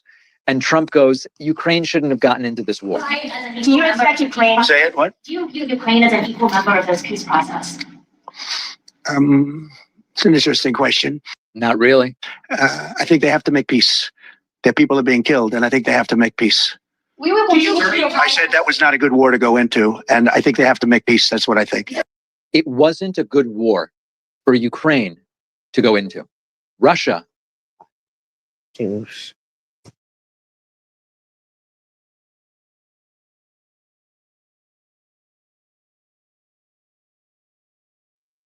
I mean, that's just my opinion. Attacked Ukraine.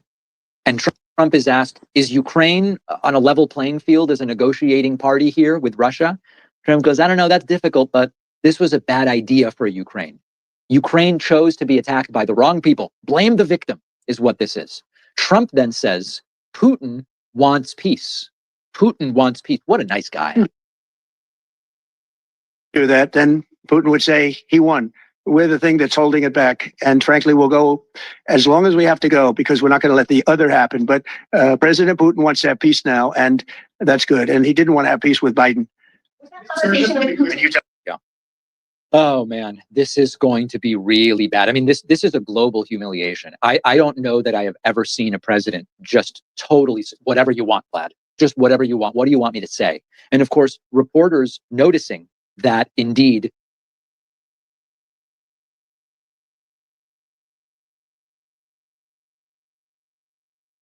it seems as though Putin is getting the privileged position with Trump in this situation, despite being the aggressor. A reporter said, aren't you squeezing out Ukrainian President Zelensky from this process? And Trump goes, no, and also, he should hold an election, sort of implying maybe he won't even be part of this process long term. Squeezing out President Zelensky in this process, isn't there a danger of that? No, I don't think so, as long as he's there. But, you know, at some point, you're going to have elections, too. You're going to have an election. Trump is indeed freezing out Zelensky, and he is going to let Russia decide what happens with Ukraine. And you know what? Trump says, I think I'm going to meet with Putin in Saudi Arabia. And so it will be Trump, aggressor Putin, and Saudi Arabia who will get to decide what does happen with Ukraine.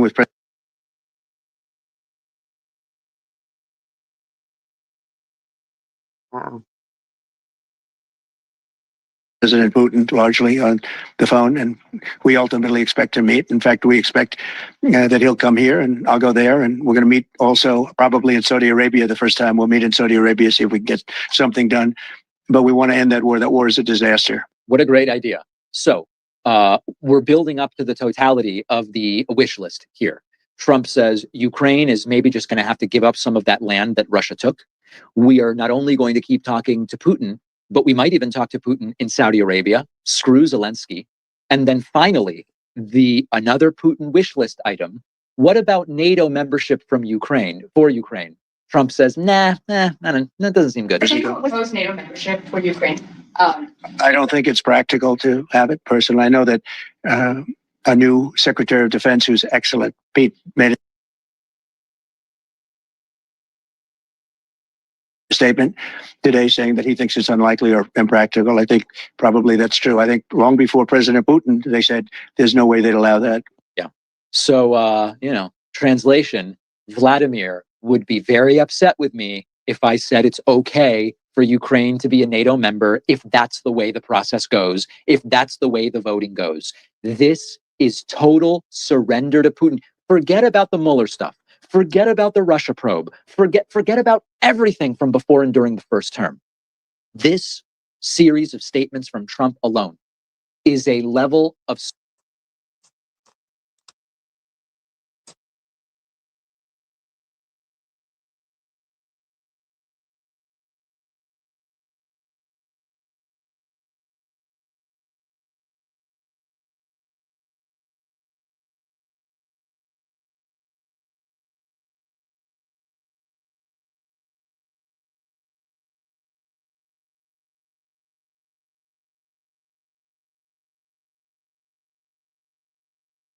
Neuralink, Elon Musk's brain chip company, recently pushed back on claims that it violated animal welfare laws a few years ago while testing on monkeys.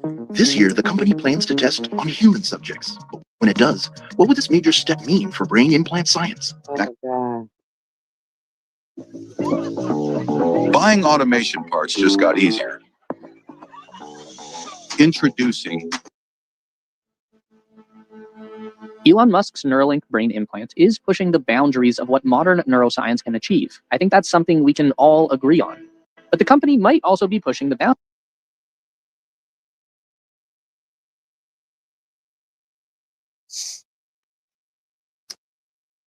I don't think so.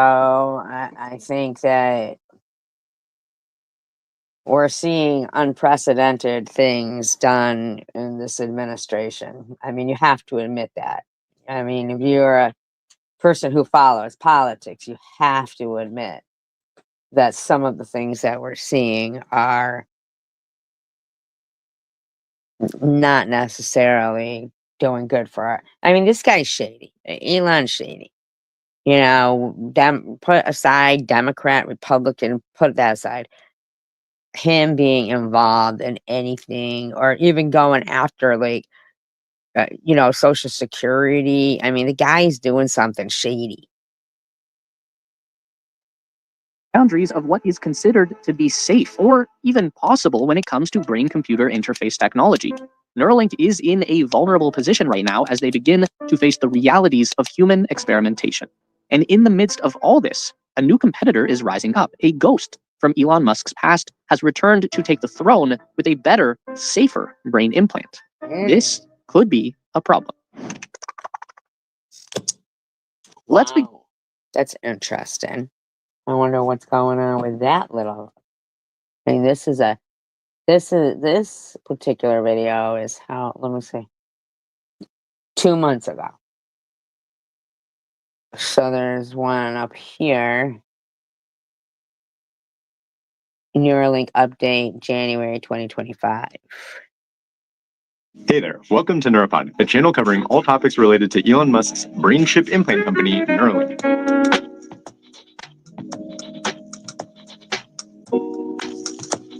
My name is Ryan Tanaka, and in this update episode, I'm going to tell you about the first 3 people who have gotten a Neuralink implant. I'll share some clips from Elon, and then I'll discuss the next steps for Neuralink to help Nolan and others control a robotic arm with just their implant. Then we'll go over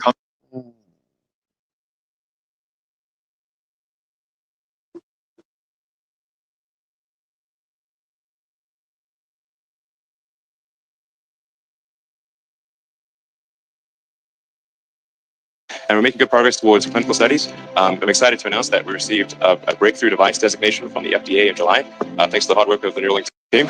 US की food and drug administration FDA जो by the way medicine और medical devices के clinical trials का authorization provide करती है, उसने recently Elon Musk के Neuralink N1 device. Why is Amazon paying me $63,000 a month? Well, I didn't make this kind of money selling yoga mats and. If the cost of a Neuralink implant reaches hundreds of thousands of dollars, but you can restore lost functions like vision and memory, is it worth it? Elon's confirmed that Neuralink implant patients possess abilities that are almost superhuman, and these abilities will increasingly surpass what us normal humans can achieve. The first and second patient are living proof of what Elon's promised. Neuralink is not just a chip that stores memories, but it also opens up a future where humans can go further in their efforts to keep up with AI. So what special abilities do the first 2 Neuralink patients possess? And why is Neuralink considered the most feasible memory-preserving technology out there today? 1. Neuralink first patient update. Ever since Neuralink got approval for human trials, a lot of people have gone against it, worried about implanting an untested chip in someone's brain. If something goes wrong, it wouldn't just be... I would think so. I mean, that's sounding a little fucking creepy. monkeys dying, it'd be a person. And that means Neuralink and Elon would face some serious consequences. But honestly, things aren't as extreme as we might think. Neuralink's actually done way better than expected with the first 2 patients, helping them regain abilities and even achieve things they couldn't do before. Way better than expected. Wow. That's fucking nuts. Like, wow.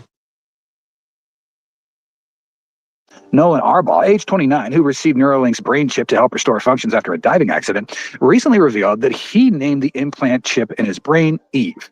In the first few weeks after surgery, Nolan was able to control a cursor with his thoughts, play chess, games, browse the webs, and even post on X with Neuralink's incredible support. But Neuralink's original purpose wasn't just to restore basic functions or allow simple tasks like these. Elon's bigger goal for Neuralink is to enhance brain function, something he refers to as his superhuman abilities. There's something up with this fucking guy, man. He's like, I don't know, got too much money or something. With Neuralink, humans could calculate as fast as a computer or access information in seconds without the need for any electronics. But why is Neuralink highly rated compared to many other BCI competitors? We don't deny that Neuralink isn't the first company to achieve success in the field of neuroscience combined with technology. Before then, BCI had already made some pretty nice breakthroughs. Back in 2008, a monkey was able to control a robotic arm through a brain chip, and by 2012, this was successfully done with a human. For 2017, someone controlled a computer cursor just by thinking, and the year after that, another person was able to send an email using just their thoughts. We're also aware of the case of Gert-Jan Oskam, a man who was paralyzed after an accident, but was able to walk again thanks to a chip that picks up signals from his brain and stimulates the nerves in his legs. This is a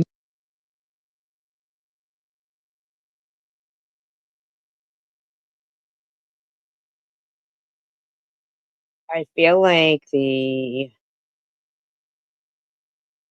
thought stuff is, I mean, they're saying, able to control like the cursor with their brain.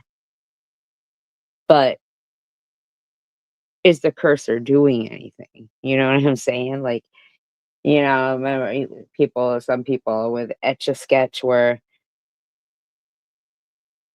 great at it. They could do these pictures and stuff, but then like I myself, I was always just basically, I don't know, I wasn't no artist at Etch-a-Sketch.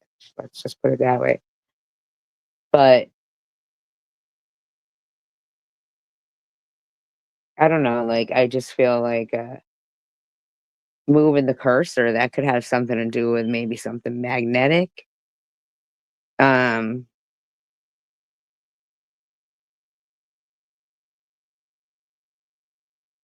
I don't know.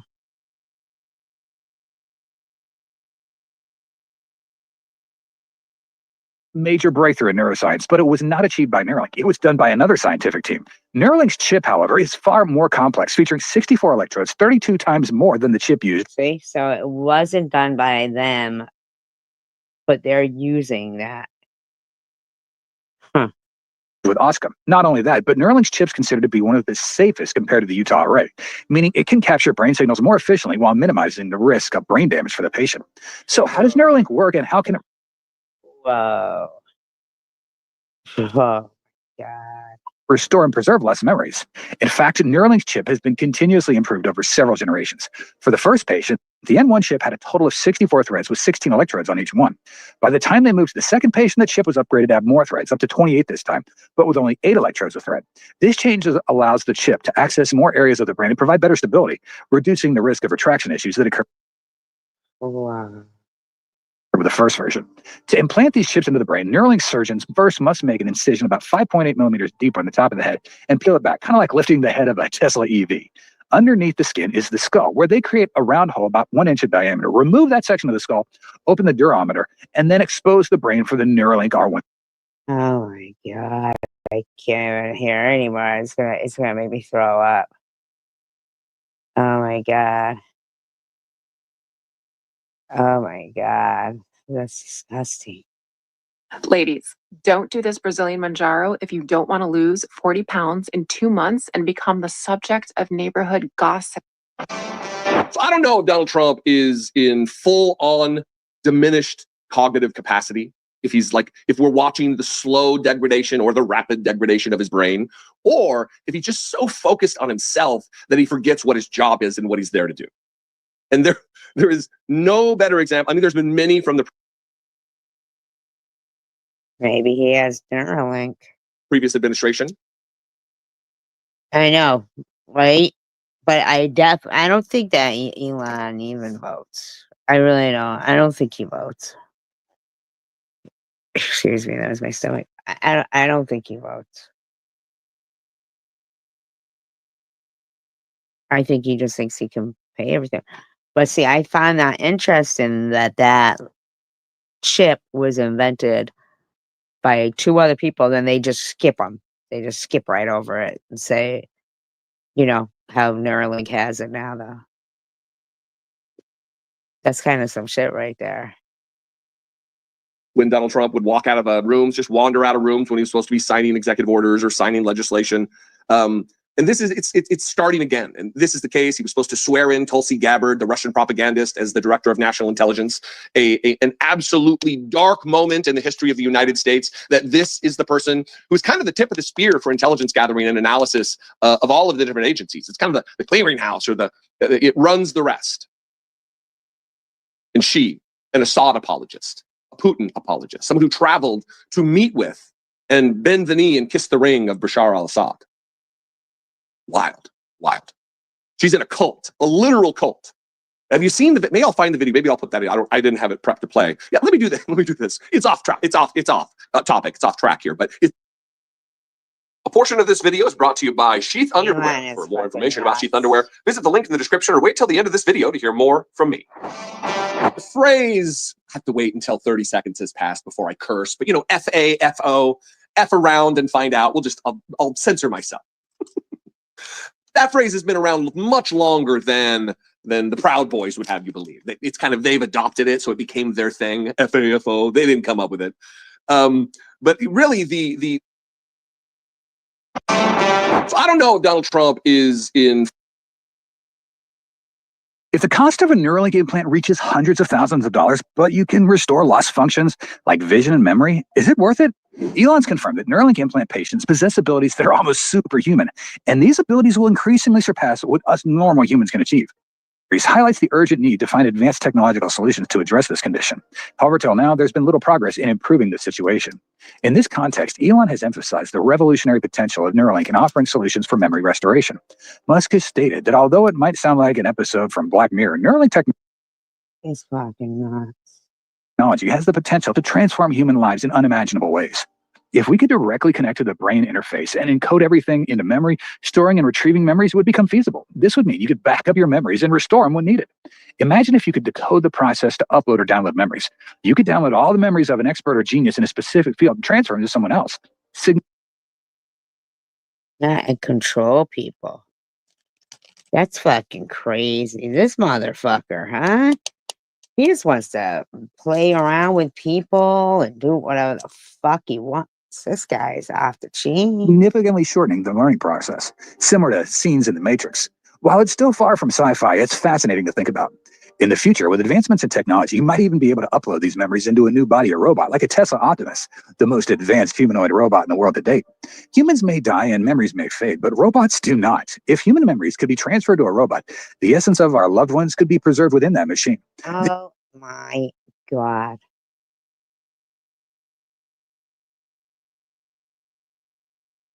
This opens up incredibly exciting and promising opportunities for maintaining and preserving human memories. 3. Condition of the second Neuralink patient. While the first patient is increasingly finding ways to enhance himself with Neuralink's assistant, the second patient, Alex, is also achieving extraordinary capabilities, even showing signs of potentially breaking records in implant cases. His health is progressing well, with no signs of complications similar to those experienced by Nolan Arbaugh. Alex has improved. Who is it? They're not even showing who it is. His video game skills, particularly in first-person shooter games like Counter-Strike.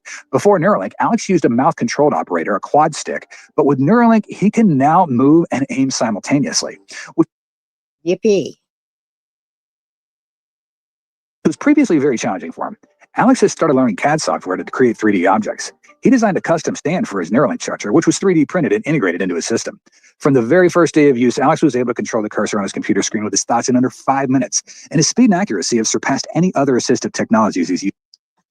Jesus Christ. It doesn't mean that he's better. It means they implanted something in him that's like a computer that's just pretending to be him. It's fucking crazy. Neuralink's enabled Alex to expand his control over digital devices, from moving the cursor to performing various actions in the CAD software. It maps his desired movements to different. They're not. It's in the fucking program. It's in the program.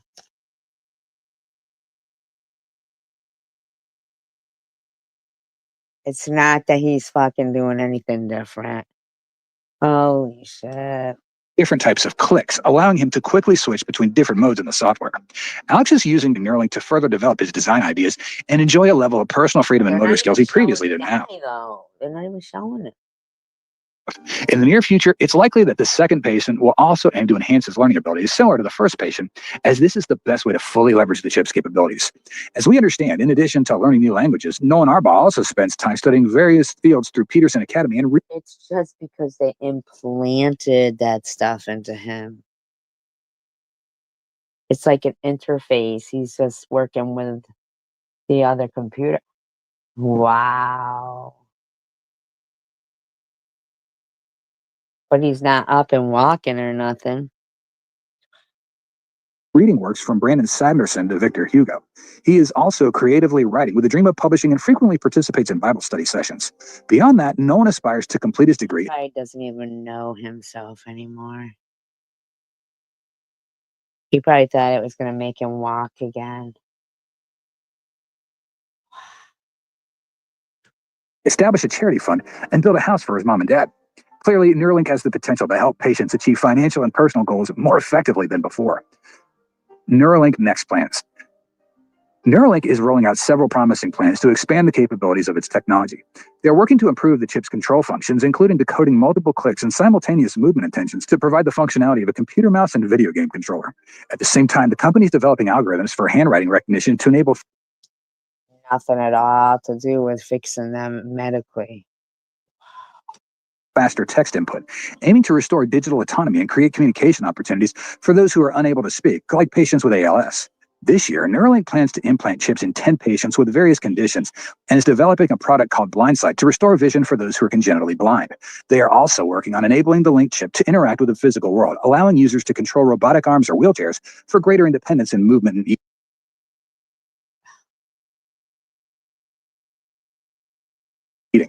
Additionally, Neuralink may collaborate with Tesla's Optimus robot, enabling individuals with speech difficulties to communicate through Optimus and control robotic limbs to replace lost body parts.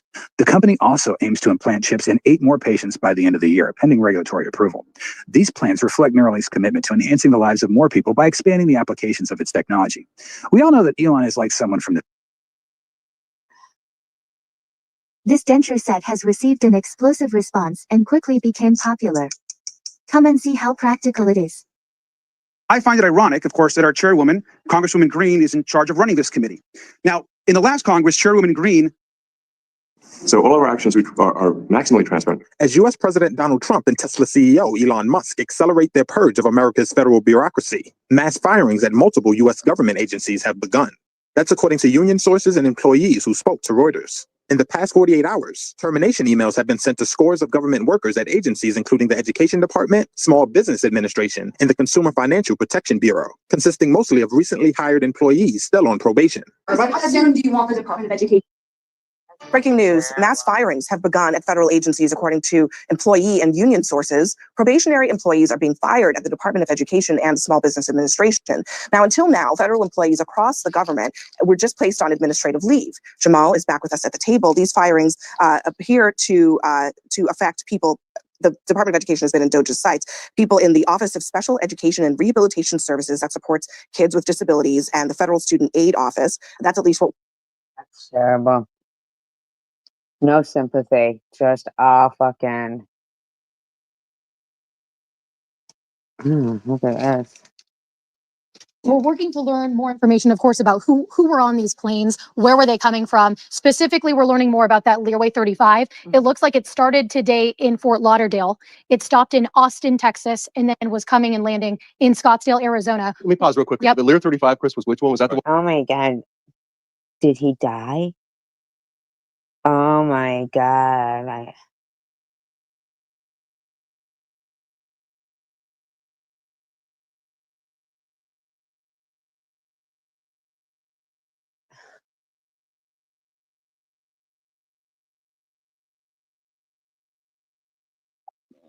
It's not saying. Okay, so Vince Neil didn't die. Oh my God. The one that was sitting there, is that the one that skidded up? That looked like that was the one that was landing. Exactly. Okay. Yes, That it was the one that was landing, okay. and apparently from Austin, Texas. Again, we use essentially the tail number that's on these planes as public information to look up these flights. We know that that plane is registered to a company called Chromed in Hollywood, Inc. It's a company that is based out of Franklin, Tennessee. Again, we do not know who was on board that plane, but we know that it is a registered plane out of Franklin, Tennessee. And what does that, do you know what that company does? We're working to learn more information about it. And again, just knowing the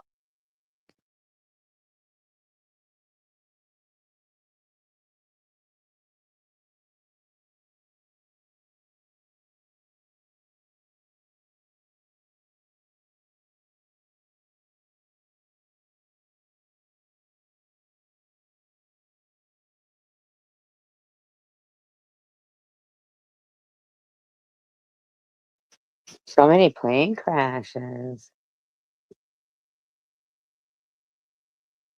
I mean, what the fuck?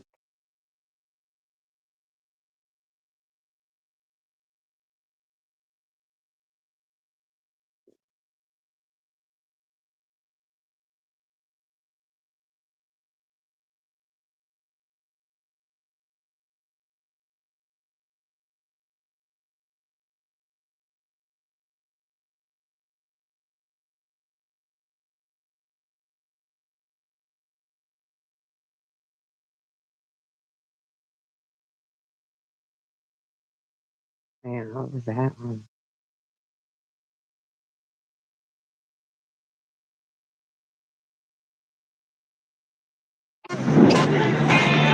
Hi. Play for an ultra? Racing for an ultra? Don't forget, there's ultras on the line. 2 jumbo jets. 583 people. The deadliest air crash of all time. This was a nightmare. 583 people. Plane crash? That's crazy. All right, buddy. Error beyond all expectation. If I mess this up, I could actually lose my license. Blame soon falls on one pilot. Stand by for takeoff. I will call you. Why would he ignore those instructions? But as investigators sift through all the evidence, We are now at takeoff. Whoa, whoa, whoa. What just happened there? the disaster in Tenerife grows more and more mysterious. Why didn't they get off where they were told? These are the top guys. These are the best in the business. How could this happen?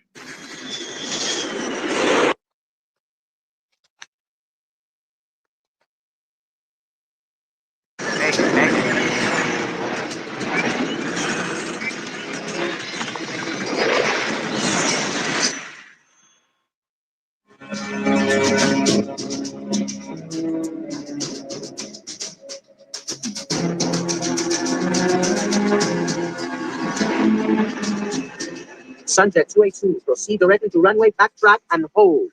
Los Rodeos Airport on the Spanish island of Tenerife is busier than it's ever been. VA 783, hold short of the runway and stand by for taxi clearance. The controllers are swamped. Scandinavian 1420, you are cleared for takeoff. Sterling 7392, you are next in. That must be a fucking stressful job, huh? Being an air traffic controller. Oh, shit. Yeah, that would be a really stressful job. Sierra Alpha, Tango Alpha 69, right turn, heading 040, goodbye. A few hours ago, dozens of flights were diverted here after a terrorist bombing shut down a larger airport in nearby Las Palmas. It's a single runway airport with a single parallel taxiway. And because of a terrorist event in the region, they had much more traffic than I'm certain that they would normally see.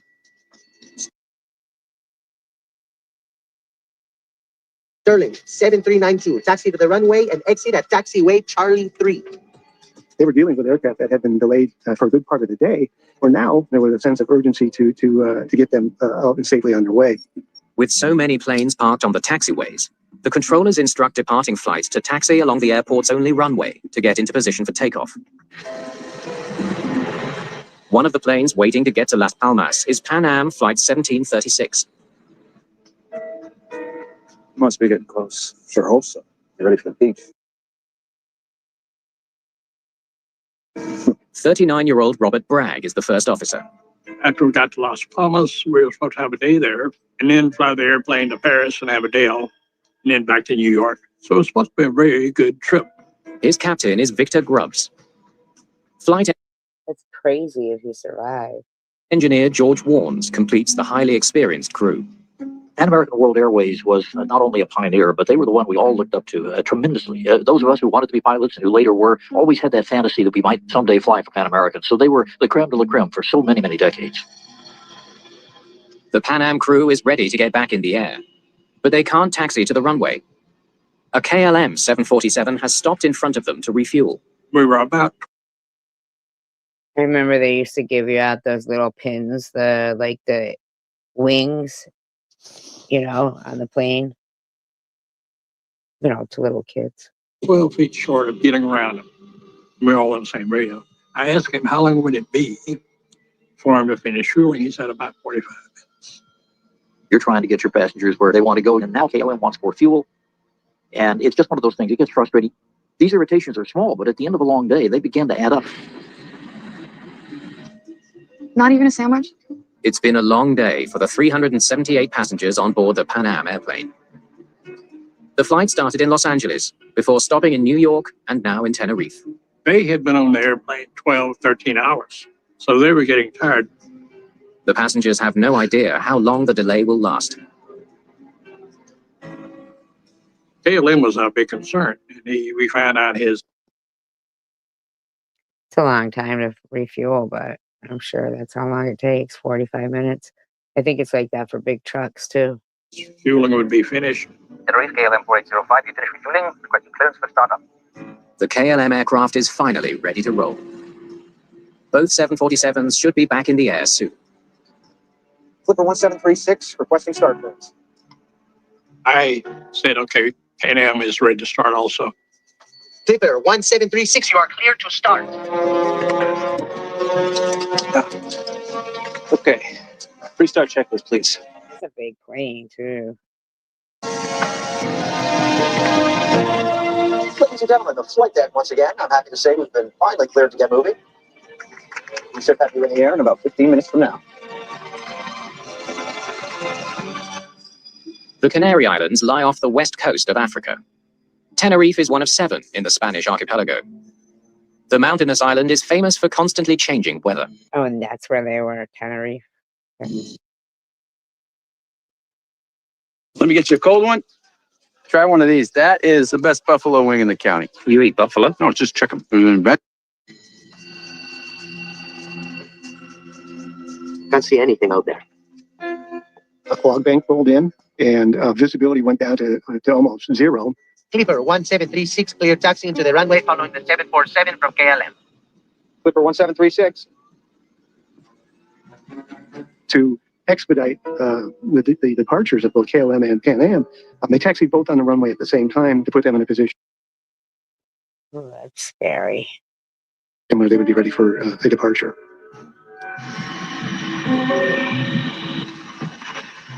He said, follow KLM down a runway, backtrack, make an exit to get around back of KLM. So that's what we were doing. Once they get in the air, the flight to Las Palmas should only take about 25 minutes. KLM 4805, how many taxiways did you pass? I think we just passed Charlie 4 now. Okay.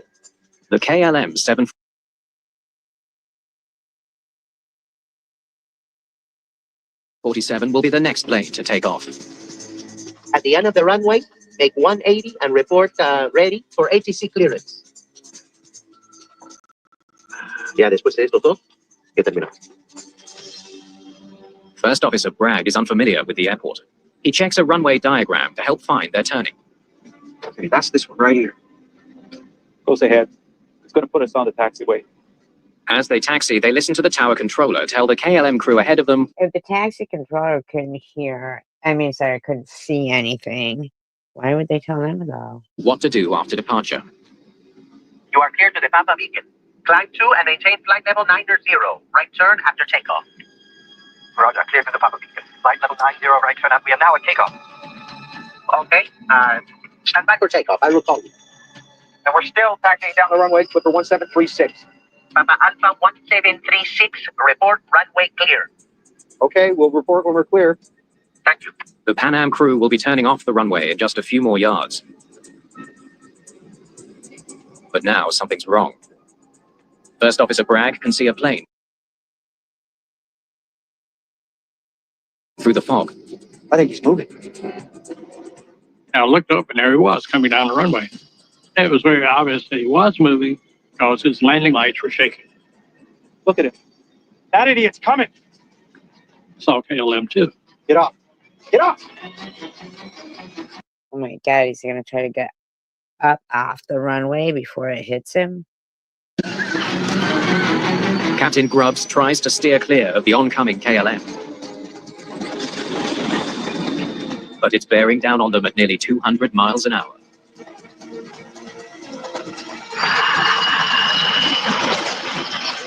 It lifted off the runway. I could see his rotating beacon underneath. Get up, get up, get up. Get up, get up, get up. And then I ducked Oh my God. and said a real quick prayer. Trying to hope he misses us.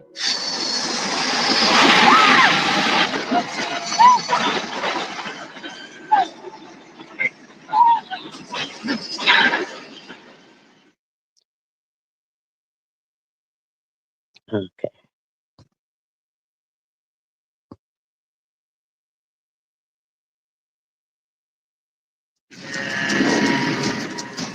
The unimaginable collision between two jumbo jets has turned a runway in Tenerife into a disaster zone.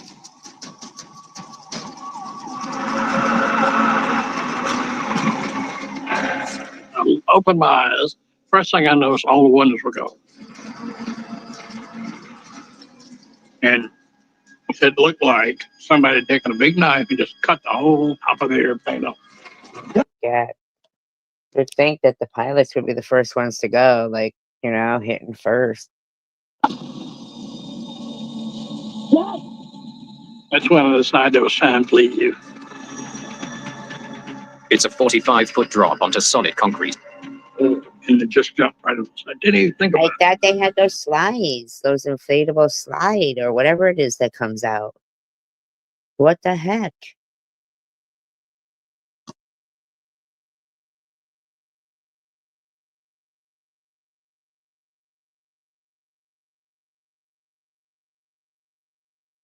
Introducing the new EcoPower Plus 2-stage snowblower, a heavy-duty workhorse with unmatched power from the #1 rated brand in cordless out. the whole top of the airplane off. That's when I decided it was time to leave.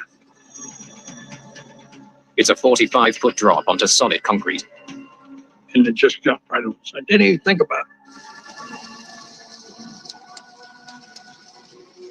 When I hit, I rolled on the ground and looked around and discovered I wasn't hurt. Some passengers in the shattered cabin of the Pan Am have also survived.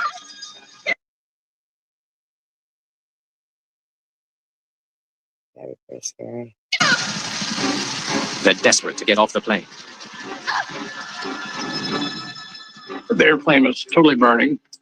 There were flames probably 200 feet high. An opening in the fuselage offers the possibility of escape, but there are no emergency slides. Why not? Where's these slides? Where's the slides? The long drop to the runway could be fatal. With the plane engulfed in flames, it's the only way out. I thought the airplane was going to blow up. And I yelled out and started jumping, and they did. What the fuck? Where's the fucking slides?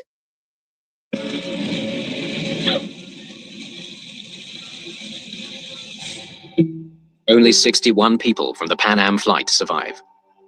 The cockpit crew is alive, but 335 others are dead. On the KLM flight, there are no survivors. 248 passengers and crew have been killed. Wow. Because it was going 200 miles per hour. The other one was not like going that fast, I don't think. All told, the disaster claims 583 lives. It's the deadliest aviation accident of all time. 583 people, with only a few getting out on Pan Am. This was something that we really had not contemplated when we started building bigger airplanes. Nobody ever thought, what if we lost 2 of them in a collision on the ground? This was a nightmare beyond all expectation. The next morning, investigators from Spain, the Netherlands, and the United States are on the scene. We didn't have a whole lot of experience with 747s crashing at that point. So from an accident investigation standpoint, it was going to be as big a deal as you can get. Pan Am clearing the runway. KLM on its takeoff roll. Someone messed up. They face a There wasn't even lights on the thing. huge task, trying to untangle the chain of events that led to this catastrophic runway collision. The search for the black boxes begins immediately. The recorders could hold important details about what was happening in both cockpits. Voice recorders, in this case, were vital. You had 2 airworthy aircraft coming together on the runway. So That's crazy.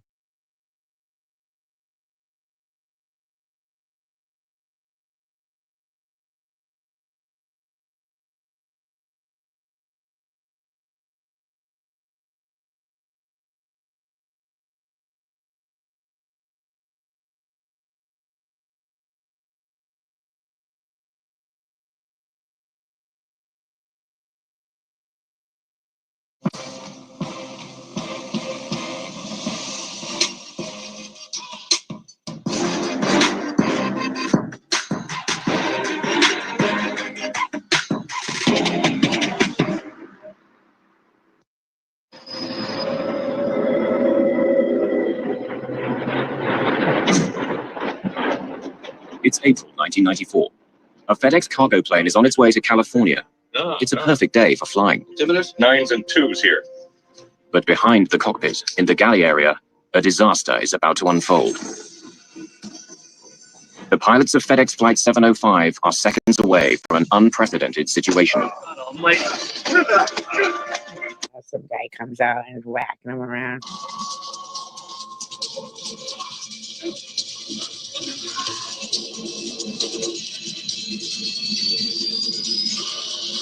The plane is in the middle of the sky, man, which guys can't see it, so. He's having a attempt to take one.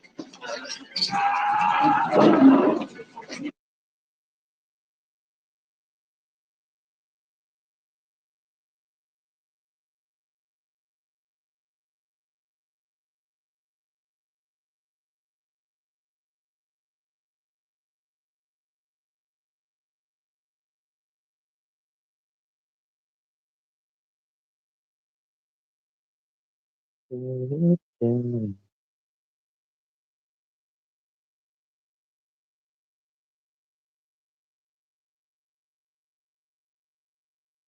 pilots forget to land. That's crazy. Ever since September 11th, when an airliner suddenly goes silent over American airspace, it triggers an immediate question. Is the silence caused by a simple radio out issue or something far more sinister? This is the story of Northwest Airlines Flight 188. It's October 21st, 2009. 2 senior pilots prepare for a routine flight from San Diego, California to Minneapolis, Minnesota. This trip normally takes just over 3 hours. In the left seat sits a They better not have been drinking. 53-year-old veteran captain with over 18,000 flight hours. Almost half of that experience was gained from commanding aircraft similar to the A320. He'll be pilot flying for this trip. The first Previous air accidents, unknown. How could it be unknown? That should be something that you know. officer, aged 54, brings a similar depth of experience, nearly 14,000 hours total, with over 5,300 specifically in this aircraft type. The first officer will be pilot monitoring. As is reasonably common in large airlines, this was only the pilot's second day working together as a crew. On board are 144 passengers, 3 flight attendants, and the 2 pilots. Their aircraft, an Airbus A320.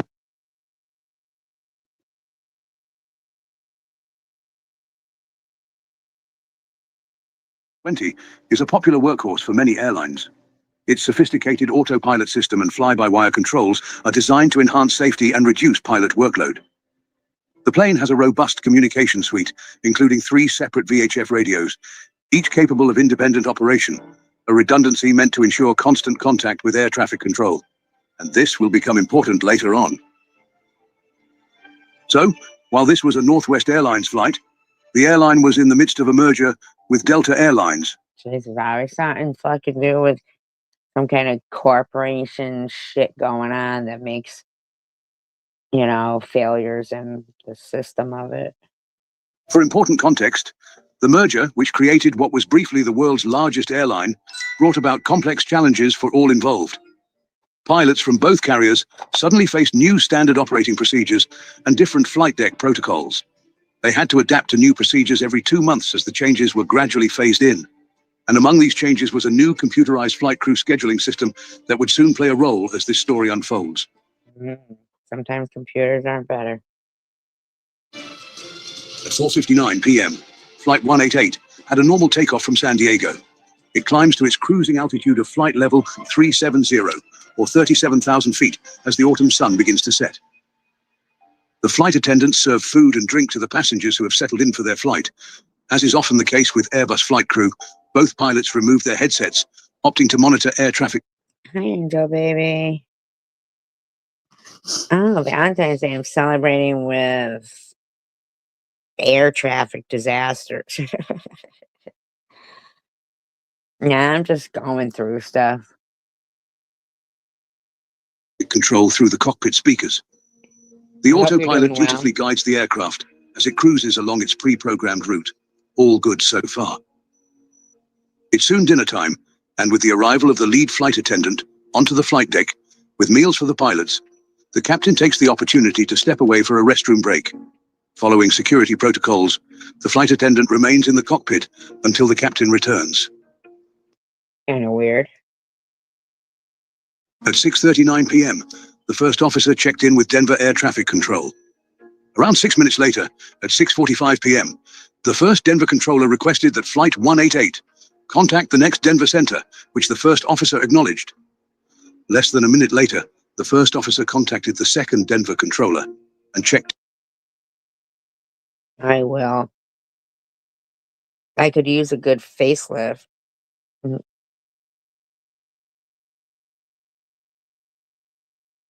In by reporting altitude at 37,000 feet. This was acknowledged. Face lifted up to, I don't know, a vacation somewhere, Disney World. I would like to go to Disney World again. By the controller.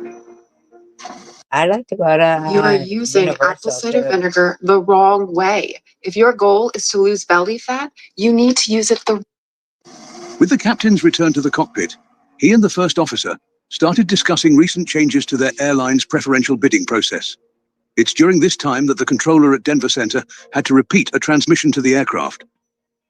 On the Denver controller's second attempt to reach Flight 188 and have them switch over to the next Denver Center on 132.17 megahertz, the first officer responds, "Okay, 3217, Northwest 188. This standard readback by the first officer will become important later on. Yeah, like we're gonna remember that later on. We'll come back to it. At 6:57 p.m., although the pilots didn't know it yet, that would be the last radio transmission they'd make for quite some time.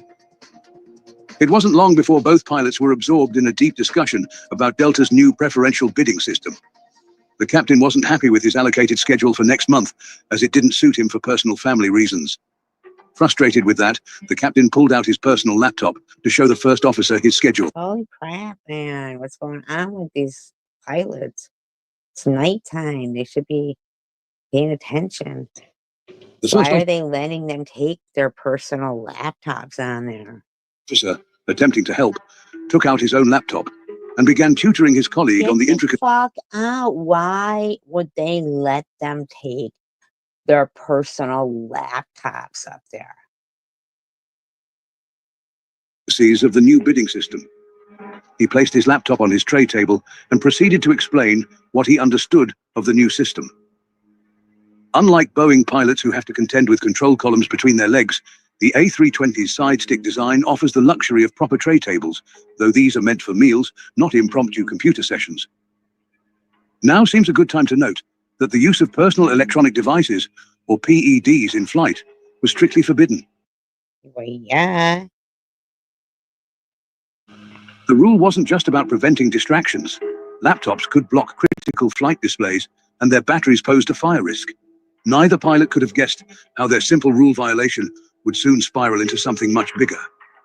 Meanwhile, at 7:05 p.m., the 3rd Denver sector tried to contact Flight 188 to advise them of the assigned frequency for the 4th Denver sector. No response. That's just fucking crazy. They repeated the transmission. Again, no response. The aircraft entered the 4th Denver sector's airspace, and later the 5th, without making any radio check-ins. Back on board, the pilots, still deep in conversation about the new scheduling system, seemed oblivious to the attempts to contact them. They can't hear them in there? Like, they can't hear them? Then things escalated. On the ground, air traffic controllers began their standard procedures for an aircraft that had gone NORDO, no radio communications. Denver Center controllers attempted multiple radio calls.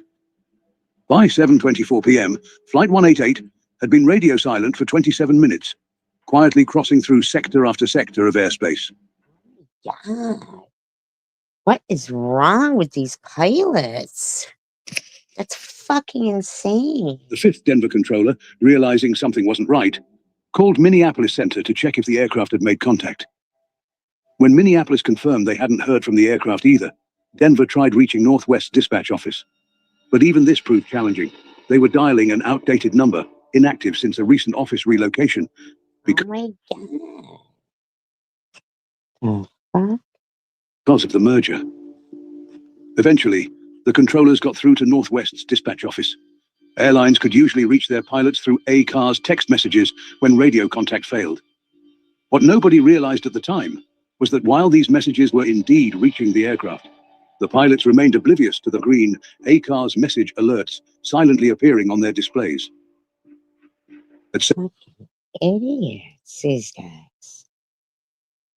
7:39 p.m., Northwest Flight 196 was asked to try reaching their silent colleagues. Back in dispatch, more ACAR's messages were sent. Each attempt at contact, including the international emergency frequency 121.5 megahertz, went unanswered, and tensions on the ground began to rise. The Airbus A320's sophisticated autopilot was faithfully following the program's flight plan, hitting waypoint after waypoint.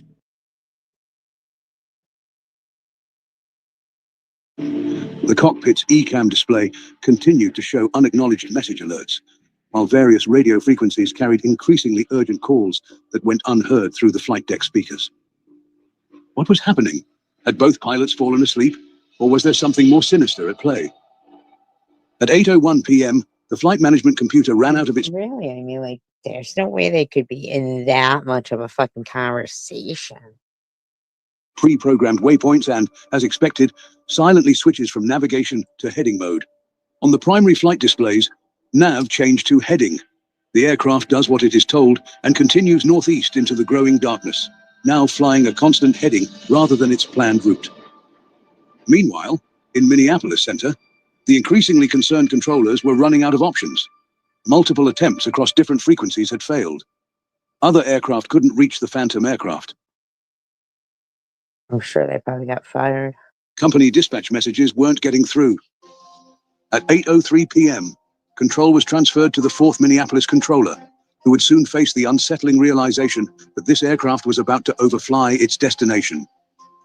Controllers had followed their procedures for possible suspicious aircraft, and preparations were being made for military intervention. Oh my God. Could you imagine? Oh my God, they were gonna shoot it down. Oh my God, these guys. This operations manager in charge had already contacted the domestic events network, and fighter aircraft were being readied for intercept.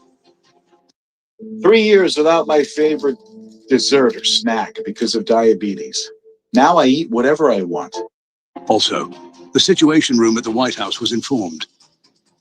On the flight deck, the conversation about crew scheduling continued, both pilots unaware of the building tension their son. Get the fuck out. They had to be drunk. They had to be drunk. silence was creating. Neither noticed when their navigation displays showed that they overflew Minneapolis-St. Paul International Airport, their intended destination. The autopilot, designed with multiple layers of pilot alerting, continued to function exactly as designed, but those alerts were only effective if pilots remained engaged with their primary duty, flying the aircraft. Why? Why wouldn't there be no beeping alarm? Finally, a flight attendant called the cockpit, asking about their arrival time. This was the moment of realization for the pilots. With the spell of distraction now broken, the captain looked down at his navigation display and saw Duluth to his left and Eau Claire to his right. They had overflown their destination by over 100 miles. My God. Unreal. I'm ready to be shot down, too. It was at this time, 8:12 p.m., the 4th Minneapolis controller made another attempt at contact. Simultaneously, Northwest Airlines dispatch sent yet another ACARS message. Flight 188 suddenly broke its silence, but on the wrong frequency of 132.125 megahertz. This frequency was eerily close to the last one acknowledged by the pilots, 132.17 megahertz. While the first officer's earlier readback of the frequency was correct, it seems that he did not activate it correctly at the time, possibly due to the earlier distraction. These guys are drunk or something, in my opinion. In the A320 cockpit, changing frequencies requires 2 steps, using a rotary dial to first select the desired frequency, then pushing a transfer button to activate it. For whatever reason, it seems that this step wasn't performed correctly. The crew, who had inadvertently tuned to Canada's Winnipeg Area Control Centre's frequency, told controllers they had overflown their destination and needed to turn around. The Canadian controllers, quickly establishing the aircraft's position over Eau Claire, Wisconsin, redirected the pilots to the correct Minneapolis Center Thank God. Thank God, right? frequency. When Flight 188 finally established contact with Minneapolis Center at 8:14 p.m., the pilot's explanation was, let's just say, a little understated. Roger, we got that distracted and we've overflown Minneapolis. We are overhead Eau Claire and would like to make a 180 and do arrival from Eau Claire. What the pilots weren't aware of just yet was that this distraction had created serious security concerns 37,000 feet below them. During the 1 hour and 17 minutes of silence, the 1 hour and 17 minutes. aircraft had triggered multiple layers of emergency response planning, and this will soon have significant consequences for the 2 pilots involved. More on that later. The controllers, who were still deeply concerned about potential security threats, needed to verify the cockpit was not compromised. The pilots assured them the flight deck was secure. There had been no security breach. I just have to verify the cockpit is secure. It is secure. We got distracted. As they approached Minneapolis, controllers, still uncertain about the situation, had the aircraft perform some specific flight maneuvers to verify the crew was indeed in full control of the plane. Wow. When pressed about Can you imagine? what had caused the long radio silence, the pilots would only say they had been distracted by company issues, offering no further explanation. Do you have time to give a brief explanation on what happened? Northwest 188, is there any way you can elaborate on the distraction? We're still dealing with company issues here, and that's all I can say right now. They landed normally, over an hour late. Various agencies, including police and the FBI, were waiting. Both pilots were immediately breathalyzed. A follow-up drug screening was performed for 5 major substances of abuse. All tests returned negative results. Wow. I'm shocked. The NTSB's investigation documented how even highly experienced pilots with thousands of flight hours could become so focused on a non-flying task that they lost situational awareness, resulting Although, I mean, sounds like they were pretty fucking frustrated about what was going on with, you know, their whole career, which is kind of what's going on now with these people being fired from what their career was. Those were, you know, I don't know. in their aircraft carrying 149 people flying silently past its destination at 37,000 feet.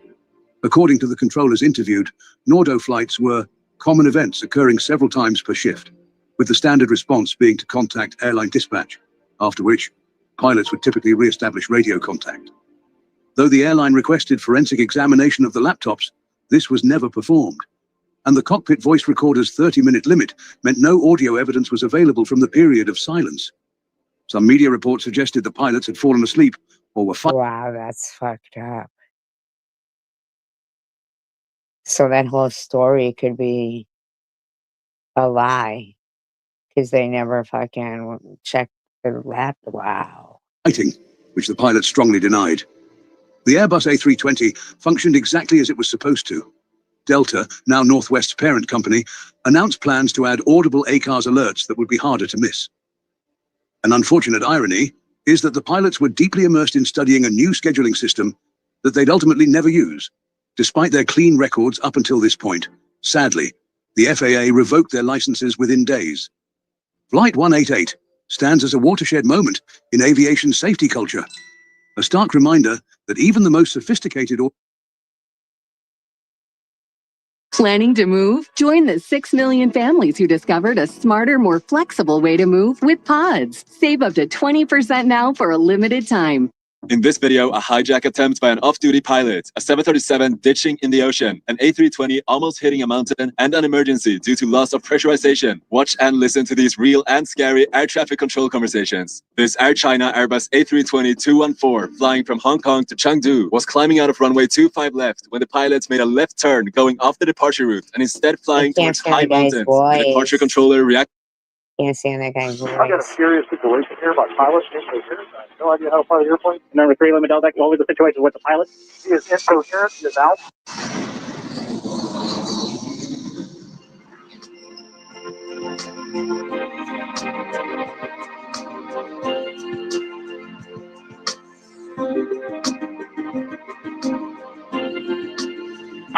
Traffic, in Triple 3, Lima Delta. Airman 333, Lima Delta, Fort Pierce Tower. I've got a serious situation here about pilots. Incoherent. I have no idea how to fly the airplane, but I'm in 9100.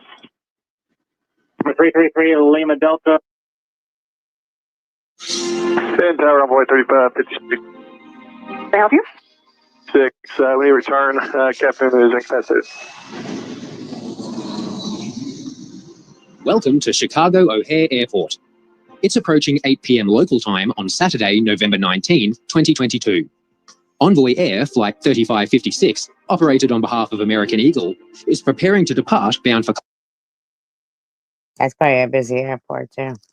Columbus, Ohio. On the flight deck are Captain in Training Patrick Ford in the left seat and Line Check Airman Captain Brandon Hendrickson in the right seat. Ford is the pilot flying tonight. Envoy 3556 Tower, wind 290 at 13, runway 28 right November 5, line up and wait.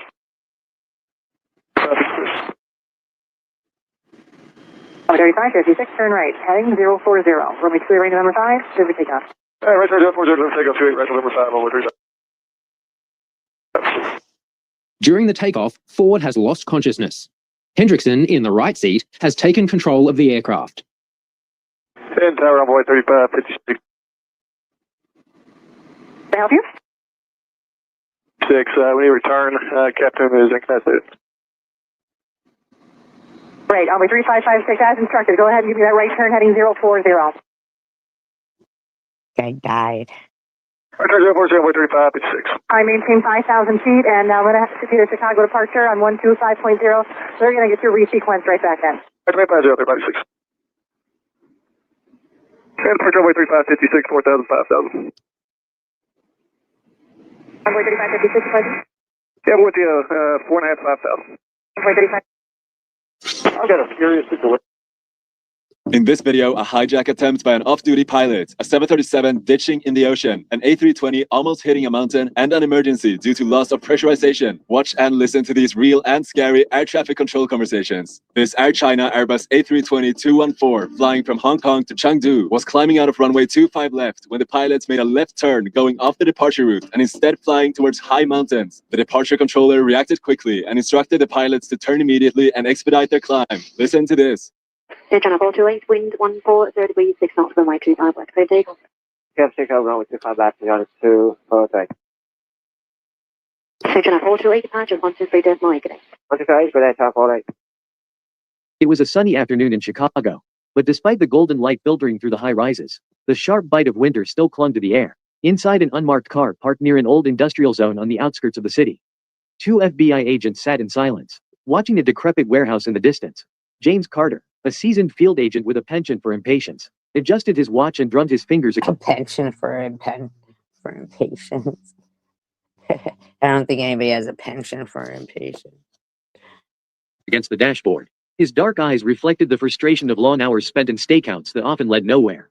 Another wasted afternoon, he muttered, shifting in his seat. His partner, Michael Harris, remained focused on the warehouse, his posture rigid, his expression unreadable. Unlike James, Michael was the more methodical of the two, cautious, observant, and always willing to follow a hunch. Before James could voice another complaint, something unusual caught their attention. A white dog stood in the middle of the street. Thin but energetic, the animal held itself with an air of purpose. This king crab is obviously worth 3,000, but the man still used a knife to cut it into 8 pieces. And only packed up the 8 crab legs and took them away. That's so mean. Meantime, Oh my President Donald God, Trump's that's mass so mean. deportation effort getting some backlash from none other than Pope Francis. In response, Trump's border czar, Tom Homan, is telling the Pope to stick to the Catholic Church. Those are Mr. Homan's words. But I hear there's a man trying to build a wall to prevent immigrants from entering the United States. Meanwhile, his wife, Melania, is an immigrant. Brace up, folks, because Pope Francis absolutely destroyed the Orange Burger Man himself this time. So it all starts like this. Reporters from around the world have gathered for what they expect to be a routine press conference with Pope Francis. However, little do they know that this will become one of the most memorable moments in modern history. A mass 14 state attorneys general are suing Elon Musk and his newly created Department of Government Efficiency, arguing that he has too much unchecked power. The lawsuit, filed in Washington, D.C., claims Musk's agency is illegally placing hundreds of federal employees on leave and accessing sensitive government payment systems. Michigan Attorney General Dana Nessel, along with Arizona and New Mexico. I would love to not have to give you 14 state attorneys general are suing Elon Musk and his newly created Department of Government Efficiency, arguing that he has too much unchecked.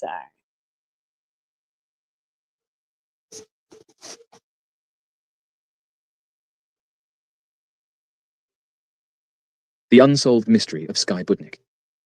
The disappearance of Skye Budnick remains one of the most perplexing missing persons cases in recent history. A woman from Connecticut, Skye's sudden and unexplained journey to Japan in April 2008 raised alarm among her loved ones.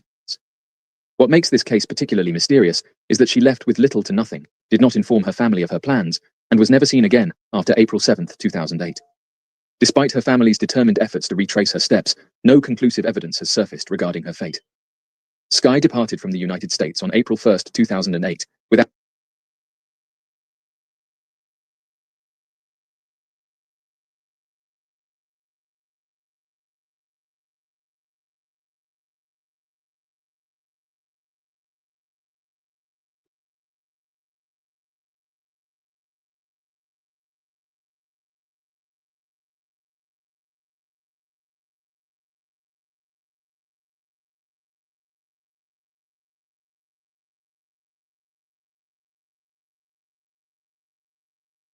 Trying to find stuff.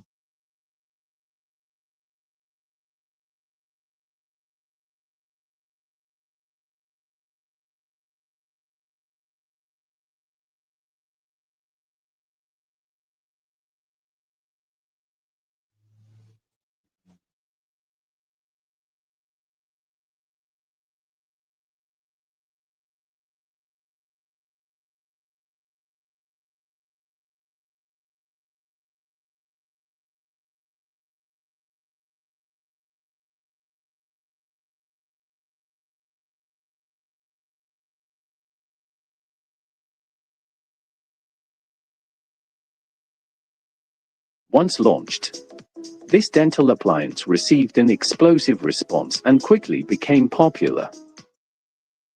We have breaking news. The acting U.S. Attorney for the Southern District of New York has just resigned. That's from a senior official talking to NBC.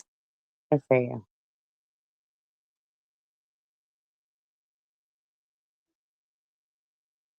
In September 1987, 50-year-old Dale Kerstetter vanished from his job during an overnight shift at the Corning Glassworks plant in Bradford, Pennsylvania.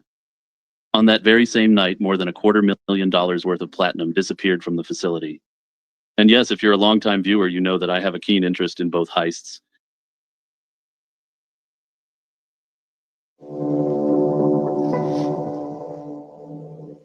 The FBI's most wanted list is comprised of the most notorious and elusive criminals out there. There are a few notable fugitives hidden within this list that showed not only sheer cunningness and their ability to evade capture, but also how threatening and scary they can truly be. Number 10, Thomas Brooks III is a Great. Are they still like out and free? convicted American criminal and fugitive who escaped his imprisonment and has remained at large ever since. His criminal career began on the 3rd of April in 1968, when Milton Carey Powell was busy closing up his hardware store on Roanoke Avenue in Newport. I don't know. Maybe he's still alive. It could be. It was just after 5 p.m. when 2 teenagers walked into the store, firing at him and ending his life, all for just $400. This event had been witnessed by Milton's brother, Alan, and just 5 days later, 4 teenagers were arrested in connection with the crime. They were 19-year-old Clarence Alexander Spratley, the triggerman, 19-year-old Thomas Brooks, 18-year-old Raymond Hill, and another teenager who went unnamed. Spratley was subsequently charged with 2 counts of armed robbery, 3 counts of attempted homicide, and 1 count of attempted armed robbery for other crimes he'd committed up until that point. But prosecutors made a deal with him. If he testified against his accomplices, then he would not be prosecuted. Like, been in jail his whole life, probably. Brooks had been tried first. Hill alleged that Brooks had given a firearm to Spratley. Following the robbery, he was then given $10 for his participation. But Brooks denied this and claimed that he wasn't in the area at the time that the homicide had taken place. But Hill maintained that he was there, and that he even heard 2 of the accomplices laughing about taking a hit out on Powell. So the young criminal was found guilty of first-degree homicide and sentenced to 20 years in prison. Spratley was also found guilty and given a life sentence after Allen had testified against him. Brooks was later sent to the Virginia State Penitentiary, where he would be serving his sentence. Or is he like, what did he say he was, 17 or something? He was later assigned to the Nansemond Correctional Field Unit in 1970. That year, on the morning of August 24th, he was part of a work crew cleaning the ditches next to Route 662. Amid the cleaning and being watched by guards, Brooks just walked away from the site. He walked off and was never seen or heard from again. He was never recaptured and remains on the most wanted list. No clues as to his whereabouts have ever surfaced. Number 9, the MS-13 gang is one of the most dangerous criminal organizations. Crazy. So he was only in jail for 2 years, and he's been gone ever since. Just walked away. That's crazy. That's almost like somebody looked the other way or something. Ever founded. Aside from the trafficking of illegal substances, the criminal group has been found guilty of human smuggling, homicide, extortion, and various other illegal activities. After being founded in Los Angeles in the 80s, it quickly spread throughout the United States, Central America, and Canada, gaining the reputation of extreme violence. MS-13 is said to be active in nearly every U.S. state, taking control over certain areas. That's really interesting. Wasn't it like El Salvador where that prison is, and where most of them are gang members of that MS-13? So I thought that it started somewhere there, you know, to find out that it started in the U.S. That means that they should be the ones not wanting us to cross their borders. Ain't that some shit?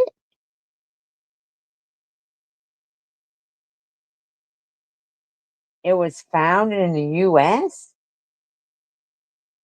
Here I was thinking it was some South American gang. Wow. With the largest cartels. This criminal operation is known. It's from here? Wow. For recruiting young members, such as Mitchell Barrera, who found himself on the most wanted list when he was just 19 years old in 1998, described as a dangerous fugitive. His criminal career began in February of that year, when he and an accomplice robbed a bank, stealing just over $20,000, the equivalent of about $37,000 today. A few months later, he and another accomplice robbed another bank, during which Barrera fired at an officer multiple times. The accomplice was apprehended, but Barrera managed to evade arrest and was never apprehended. I just cannot believe that. And all the while I'm thinking, wow. He's been named a gang member and is wanted for charges of armed robbery, attempted homicide, and firing at police officers during a high-speed chase.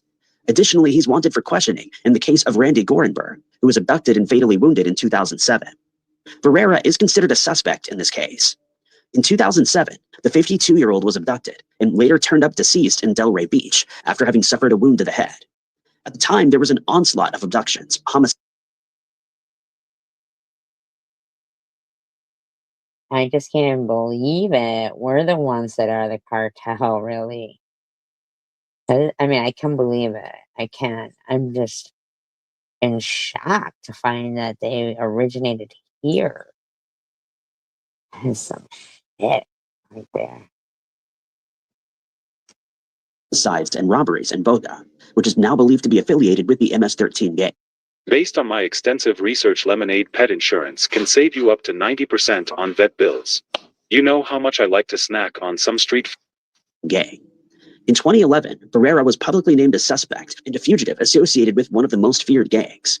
An informant told law enforcement that MS-13 gang members may have assisted in the homicide of Gorenberg, leading to Barrera being named a person of interest and is believed to be working for the gang as a hitman. Barrera is known by other aliases, including Rene Case and Christopher Montefiore. The gang with which he's affiliated is known for its brutality, establishing a reputation of extreme violence by using machetes to And I'm with them fucking machetes. Maybe they should stop selling them. I mean, like, come on. I can't think of, like, that's fucking, oh my God, that's brutal. slaughter whoever they please. MS-13 has been known to recruit at-risk teenagers who are required to be jumped in upon joining. This includes a 13-second beating and carrying out a crime, often homicide-related for the gang. Trying to leave the group is often much more dangerous.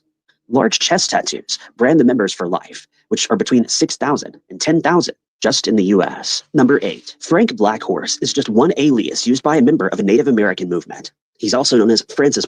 I can't even believe that. They've been lying to us. Blackhorse, James Bolt, Michael Houston, Bruce Johnson, Richard Tall Bull, and Cherokee. Much of his early life and personal history remains a mystery today, but one source suggested that he was born under the name of Frank Leonard DeLuca. While it's claimed that Blackhorse self-identifies as Cherokee, it's believed that he's not a Native American. Supporting such claims is the Federal Bureau of Investigation, which states that he's of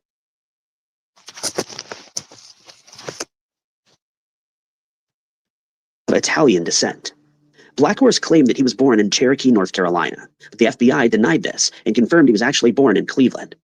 Previously associated with the fugitive is Father Michael Campana, who identified the most wanted poster of Blackhorse as Frank L. DeLuca, who was born in the city of Chicago. It's because of these contradictions that it's difficult to trace the man's origins.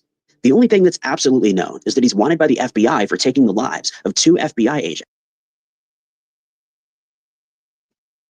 and another Native American during the Wounded Knee occupation that occurred in 1973. A report states that the Wounded Knee occupation took place in Wounded Knee, South Dakota. The incident had begun that February, representing the longest civil disorder known in history. The town had been seized by members of the AIM, a Native American movement of which Blackhorse belonged. I didn't know about that. They don't teach you that, huh? Staged a 71-day occupation of the town, ultimately leading to retaliation by law enforcement. At the start of the incident, 1 FBI agent was left seriously wounded, and 2 Native Americans were fatally struck. On the 11th of March, during the occupation, Agent Curtis A. Fitzgerald took a wound to the wrist. Despite inconclusive evidence, Blackhorse was arrested, even though it hadn't been determined as to who fired first. After being charged, he was released on a $10,000 cash bond. At the end of the following year, a federal grand jury indicted the activist for the alleged firing at a special agent at the occupation. Blackhorse, though, failed to make an appearance at the trial, and he was issued a bench warrant. In addition to the Wounded Knee standoff, Blackhorse also found himself as a suspect in the Rest Mirrors, the name given to an alleged firearm standoff at Jumping Bull compound that had left 2 FBI agents fatally wounded. It didn't take long for him to find himself on the FBI's 10 most wanted list. Leonard Peltier and Blackhorse were apprehended by the Royal Canadian Mounted Police in Hinto. They were taken to the Oak Hall prison farmer and later extradited to the United States. But the charges against Blackhorse were allegedly dropped, and some sources claim that he was never extradited. One source stated that Blackhorse had fled to Canada after participating in the homicide of civil rights activist Ray Robinson. To this day, the whereabouts of the wanted fugitive are unknown. According to other sources, he was allowed to disappear and never be heard from again. The FBI wanted poster indicates that he should be considered extremely dangerous and is wanted for his connection to the homicide of the special agents. Number 7. Giovanni Mottisi succeeded his uncle, Matteo Mottisi, as the leader of the Pagliarelli family, one of the oldest mafia families in Italy. It was founded in the 1800s and came under the leadership of Matteo sometime in the early 90s. He That's fucking nuts. led the organization until 1998 when he was assassinated. Giovanni, Italia's most elusive mafia boss, took his uncle's place. He's now considered to be one of the most powerful bosses of Palermo. Following the homicide of Toto Riina, he only rose in the ranks and eventually took over as head of Cosa Nostra, a Sicilian organized crime group. Giovanni is recognized as the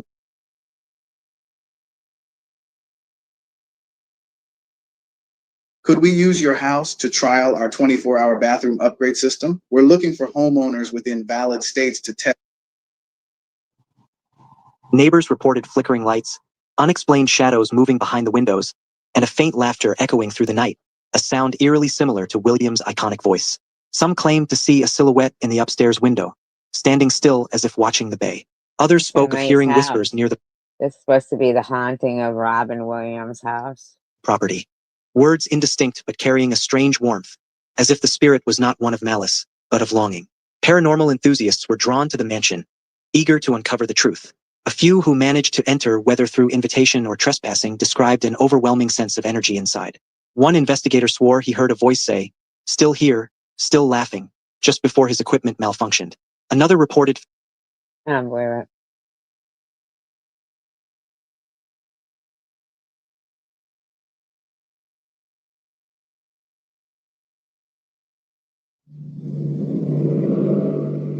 Now the word of the Lord came to Jonah, the son of Amittai.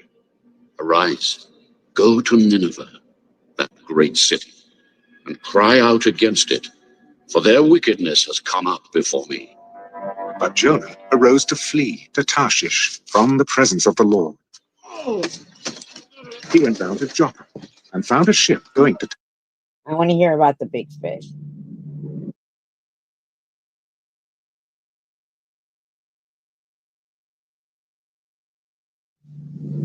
Arise, go to Nineveh, that great city.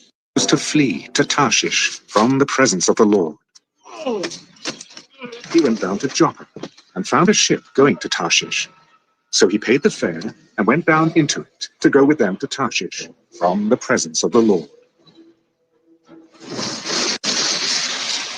But the Lord sent out a great wind on the sea. I just want to hear what fish it was.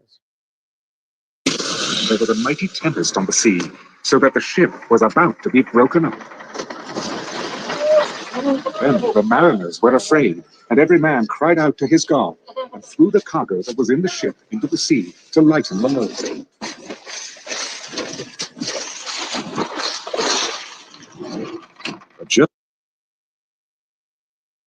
He supposedly got ate by a fish. Jonah had gone down into the lowest parts of the ship, had lain down, and was fast asleep. So the captain came to him. What do you mean, sleeper?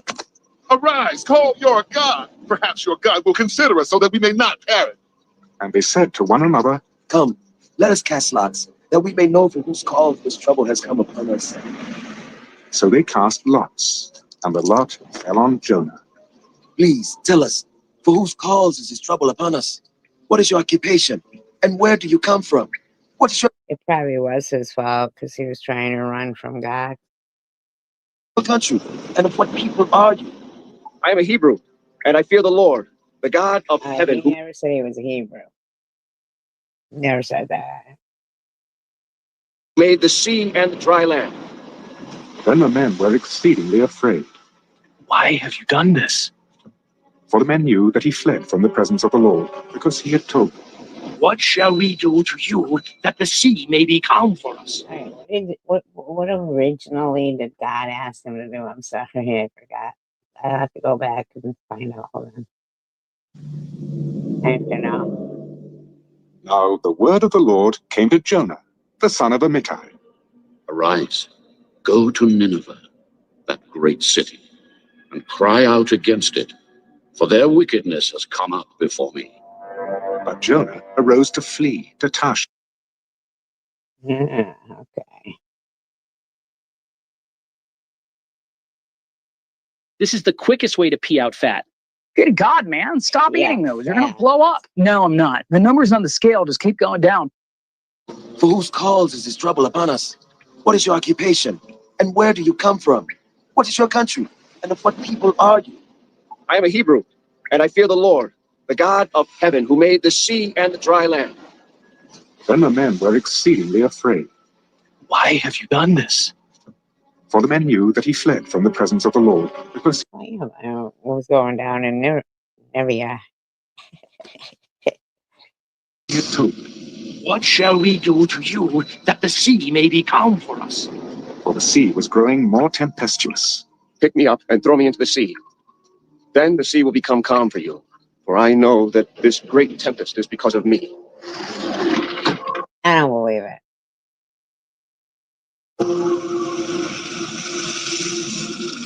Nevertheless, the men rowed hard to return to land, but they could not, for the sea continued to grow I more think they were going to throw him in anyway. tempestuous against them. Therefore they cried out to the Lord. We pray, O Lord, please do not let us perish for this man's life, and do not charge us with innocent blood.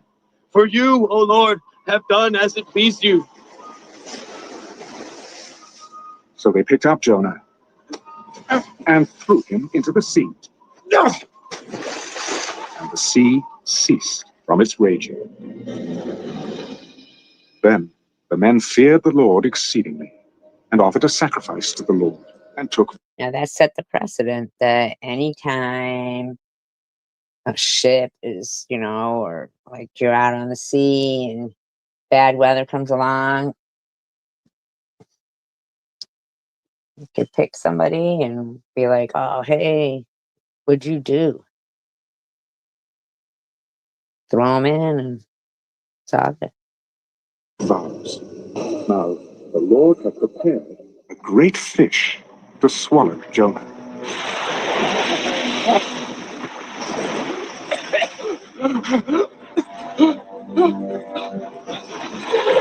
You think a whale could swallow a person? Or maybe the megalodon or whatever they're called. The big shark, but nah. I mean, like, they probably wouldn't be nice to you, but they might be if they were, nice sharks. And Jonah was in the belly of the fish 3 days and 3 nights. It looks like a whale. Looks like a whale.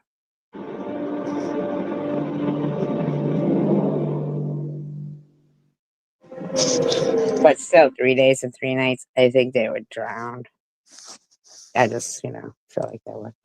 Then Jonah prayed to the Lord his God from the fish's belly. I cried out to the Lord because of my affliction, and he answered me. Out of the belly of Sheol I cried, and you heard my voice. For you cast me into the deep, into the heart of the seas, and the floods surrounded me. All your billows and your waves passed over me.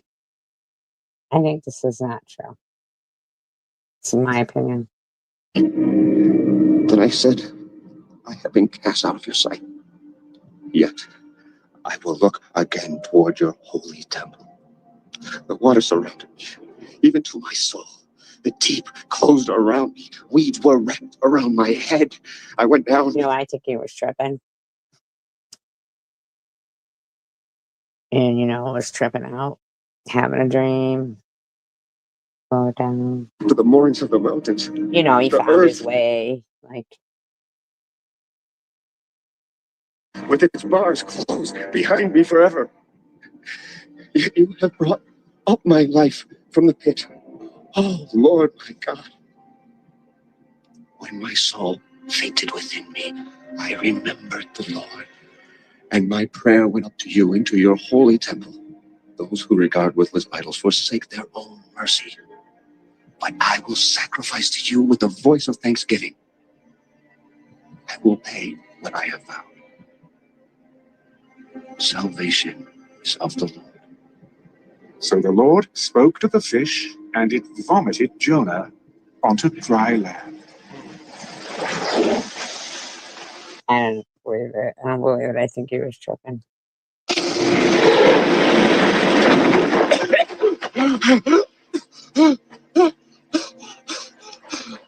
I mean, maybe it felt like 3 days. Maybe he did get swallowed by a whale. Maybe it felt like 3 days, but I think after 3 days, he would drown. You are using apple cider vinegar the wrong way. If your goal is to lose belly fat, you need to use it the right way. Guys, Now the word of the Lord came to Jonah the second time. Arise, go to Nineveh, that great city, and preach to it the message that I tell you. So Jonah arose and went to Nineveh, according to the word of the Lord. Now Nineveh was an exceedingly great city, a 3-day journey in extent. And Wonder if they're going to kill him. Jonah began to enter the city on the first day's walk. Then he cried out, Yet 40 days, and Nineveh shall be overthrown. So the people of Nineveh believed God, proclaimed a fast, and put on sackcloth, from the greatest to the least of them.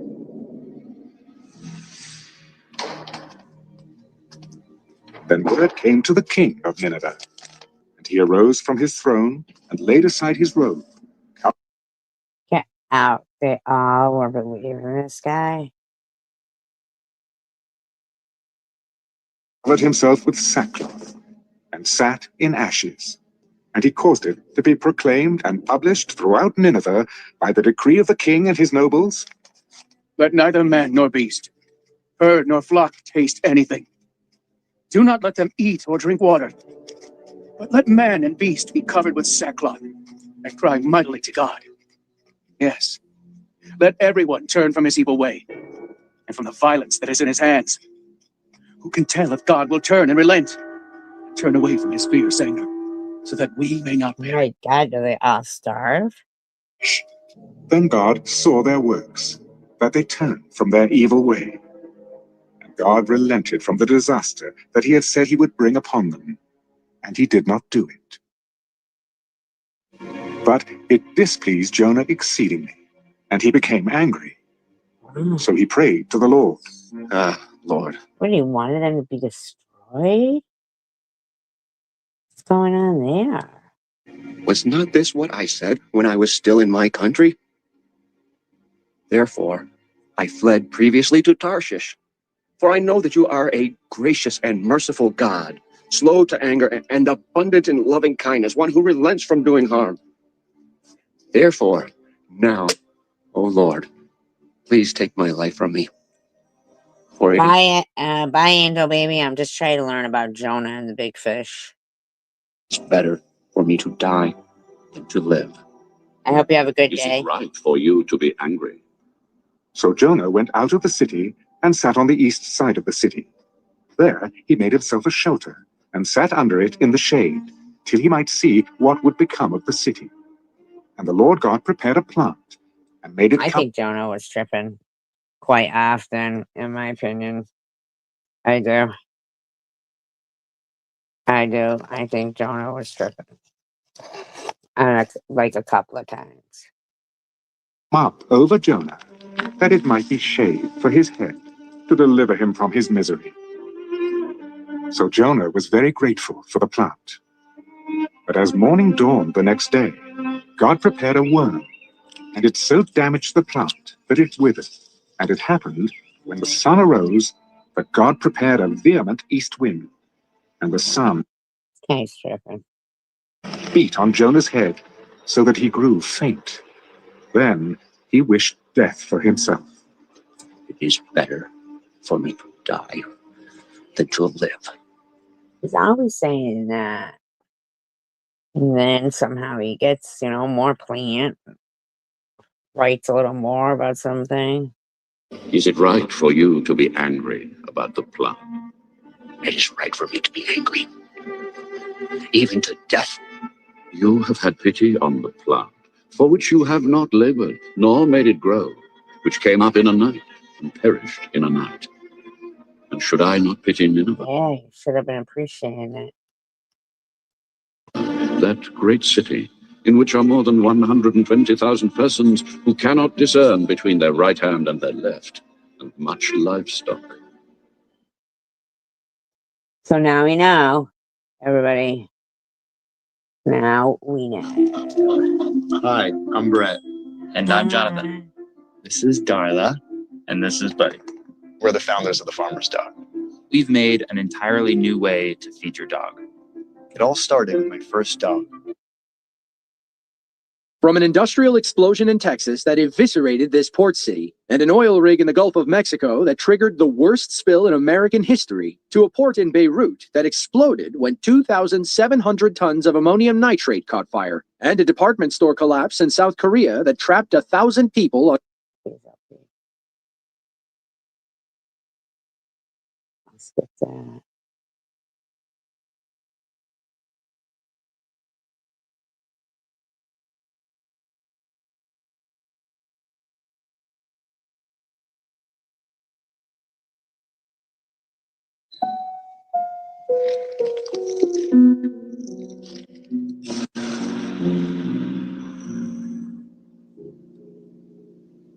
Switch between my laptop and boat to get up to 20% off site-wide. Just the bare bones of an unresolved case that remains largely in the shadows. All we know is what the National Missing and Unidentified Person System tells us about him. That he has black hair and brown eyes.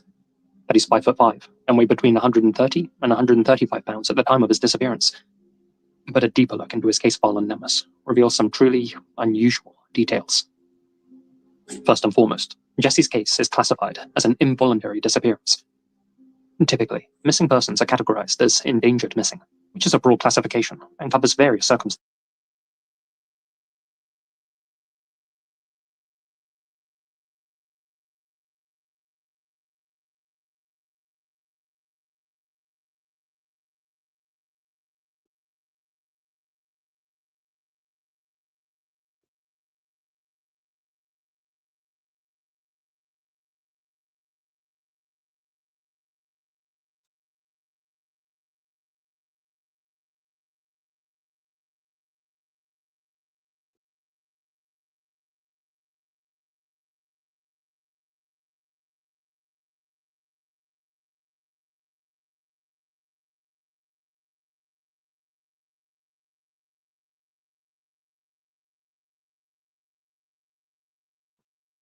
Behind me is the campground where 3 people were found in a tent and no sign of who did it. On the early morning of July 22nd, 2022, the tranquility of Makokita Cave State Park was shattered by the sound of gunshots. Shortly after, a frantic 911 call was made by Cecilia Sherwin, who encountered a young boy looking for help. Jackson County 911, where's your emergency? That's crazy. Makokita Caves? Yeah. Okay, what's going on out there? State Park, you know. And he said that his parents were shot in his blood. Oh, I don't know exactly. He doesn't know if they're shot. It's serious. That is crazy. Weapon and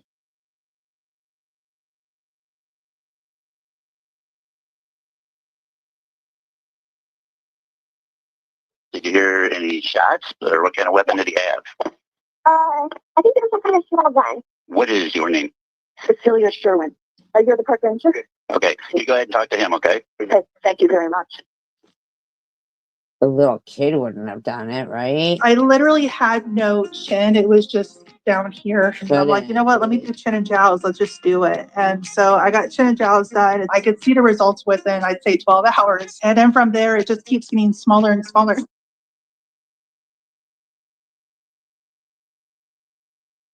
When authorities arrived, they were met with a horror scene. Tyler and Sarah Schmidt, along with their 6-year-old daughter Lula, were found brutally murdered in their tent. Tyler had suffered gunshot and stab wounds. Sarah had been stabbed multiple times, and Lula had been shot and strangled. 9-year-old Arlo was the sole survivor. Police found Anthony Sherwin, the alleged perpetrator and caller's son, nearby, dead from a self-inflicted gunshot wound. Oh my God. But his family strongly disagrees, despite the official conclusion. They have pointed out inconsistencies that raise doubt about his involvement. That's crazy. So the caller's son is the one. Oh my God. And they're saying that he killed himself, you know? Firstly, they describe Anthony as nonviolent, with no apparent motive to harm the Schmidt family. Secondly, There are alleged discrepancies in the physical evidence. The boy described the assailant as wearing black clothing, but Anthony was reportedly wearing green shorts at the time of his death, which were given to him by his mother, Cecilia Sherwin, the day before. She also mentioned that her son sustained 2 gunshot wounds, with the first likely being debilitating. This has led her to question how he could have managed to shoot himself a second time if the first gunshot was as incapacitating as believed. Additionally, Something fishy going on there. the Sherwin family has sought information about whether the gun found with Anthony was the same weapon used in the killings of the Schmidt family. Their inquiries for a ballistics match have reportedly been unanswered. They believe that the alleged attacker may have actually been a victim of homicide himself. The Sherwins suspect that Anthony could have been killed by someone else, which could explain some of the inconsistencies in the evidence and lack of clear motive. The family has requested an independent review of the case, hoping to clarify the events. That must be so frustrating to be a family member of someone who's, suffered a crime and not be able to get any justice unless you have the money to pay for like an independent investigator or something. That led to their sons and the Schmidt family's death. They feel that the investigation has not been thorough or transparent enough to provide closure. In fact, they haven't even told the Sherwin family where in the park Anthony died.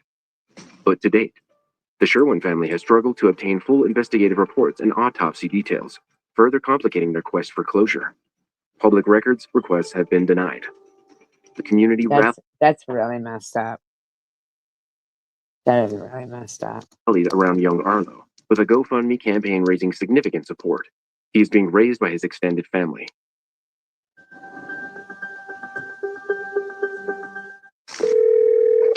A young local woman was kidnapped and held for hours as she was forced to drive her captor around town.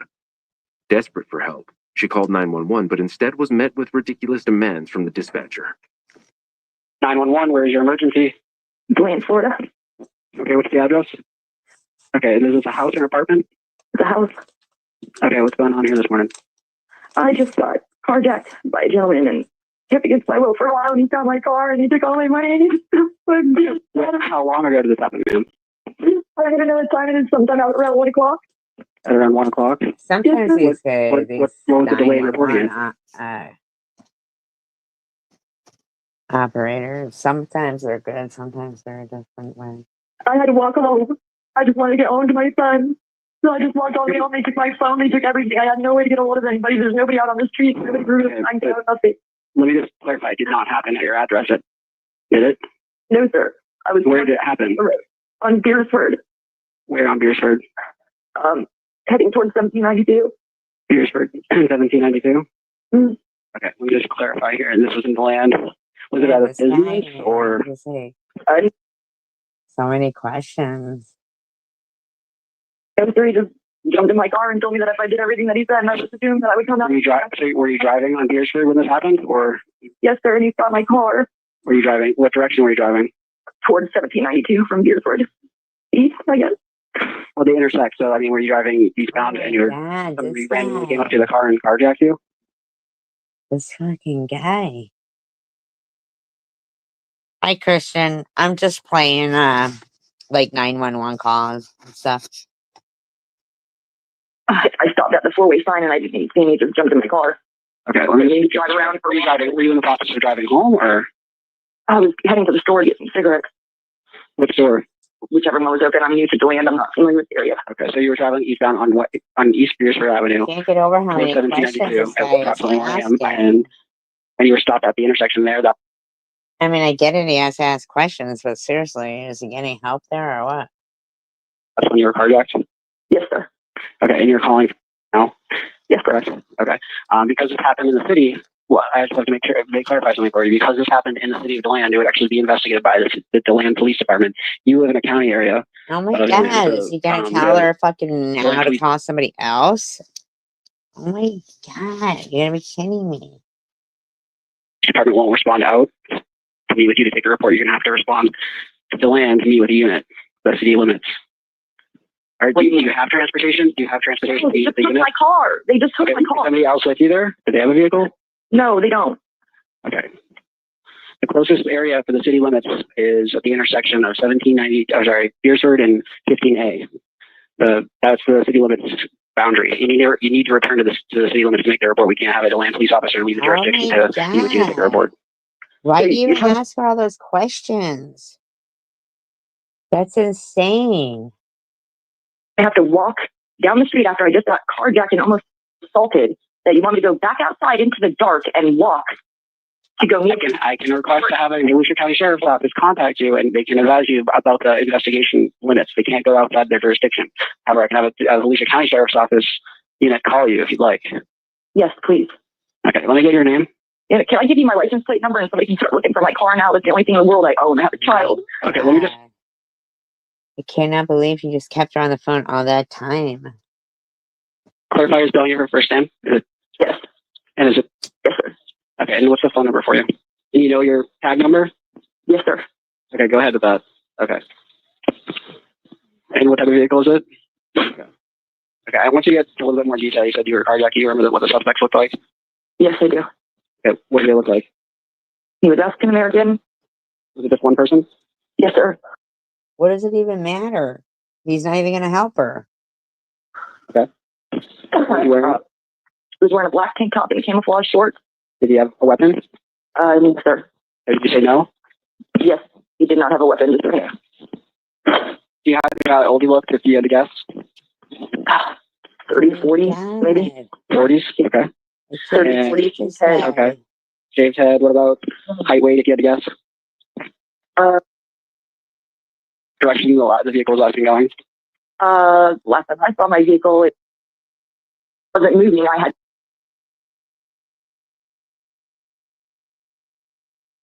to get out of the vehicle to get away so that I didn't get... Okay, so did he threaten you? Yes, he did. When you left the area of that intersection, where did you go and where was it? So you last saw at that intersection stopped on the road? No, it was in a subdivision at Beersford and 15A. I was heading towards 1792 on Beersford. I stopped at a four-way stop and it... Why does she even keep talking Okay, to do you know him? which intersection was that? Or you're not sure? Oh my God, why does she keep talking to him? What is it? Where is 15A in Beersford compared to Clara?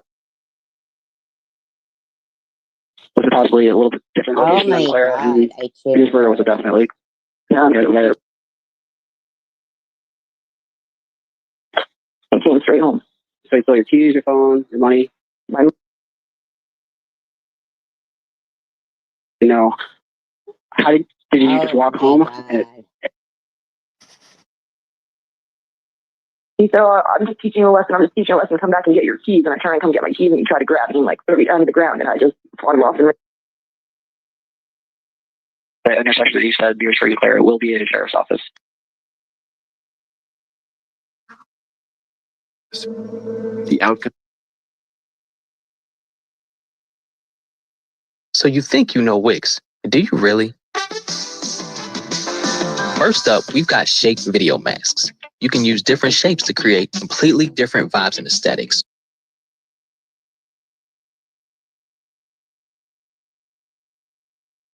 Outcome of the review wasn't made public.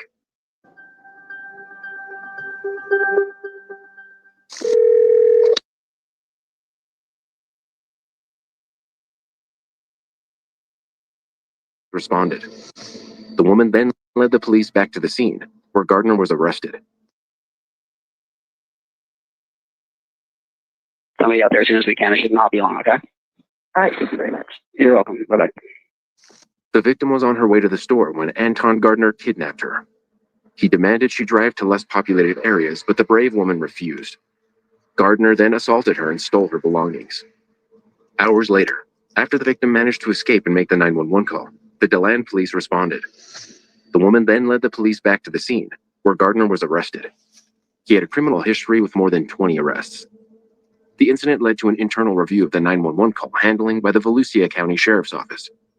The outcome of the review wasn't made public.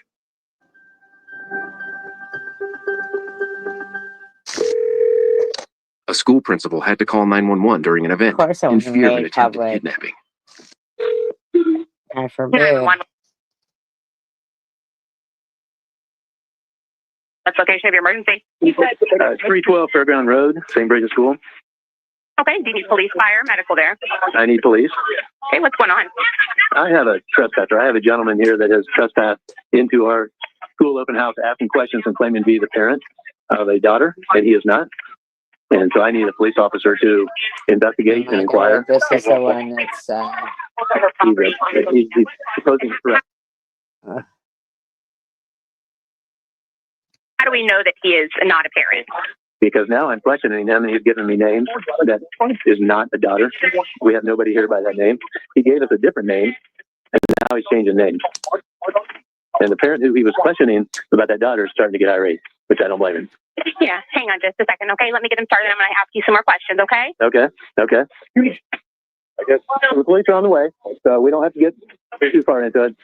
Are you looking for your daughter? I'm just trying to figure out. Well, who are you here with today? Why are you here today? Okay. I don't know, maybe I don't know this. What is he a white male, black male, Hispanic? White male. What's he wearing? Blue t-shirt, blue cap, beard, dark beard, black shorts. Where is he at exactly? Like, is he inside the school, in a parking lot? We're outside the Parish Activity Center, which is the last building on the property. You said the Parish Activity Center? Yes. Your first name, please? What? It's what? I didn't catch what date they said this was. Police are on the way. Did he give you a name? Yes, his name is Reed Durant. Durant? Duran, sorry, Reed Duran, D-U-R-A-N. How many of the questions you walked in? Oh, he walked in.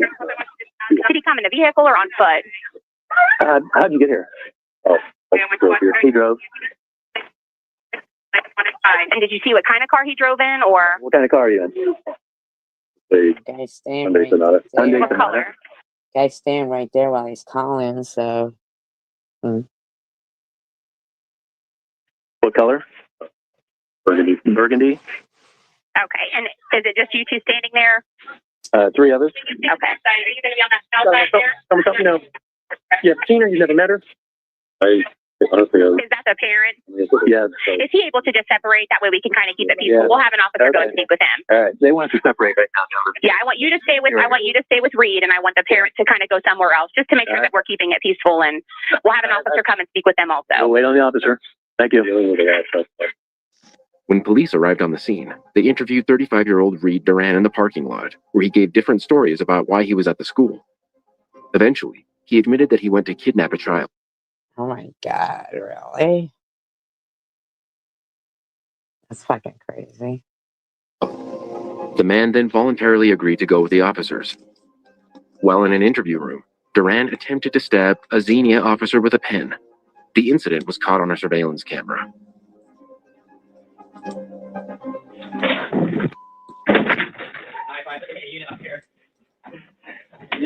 Put your hands on your back now. The 35-year-old later told an officer that he planned to give a child laced sweets in order to remove them from the school. Duran was claiming he was the parent of one of the little girls, whose real father was at the event as well. Principal Terry Atkins had escorted him out of the building before calling the police. Duran was charged with attempted kidnapping, felonious assault, and escape. He was found competent to stand trial. Then, in March 2024, a grand jury returned a split verdict. The 30 You know he's gonna get his fucking ass beat or something in there, but he doesn't sound like he's I don't know, good enough to.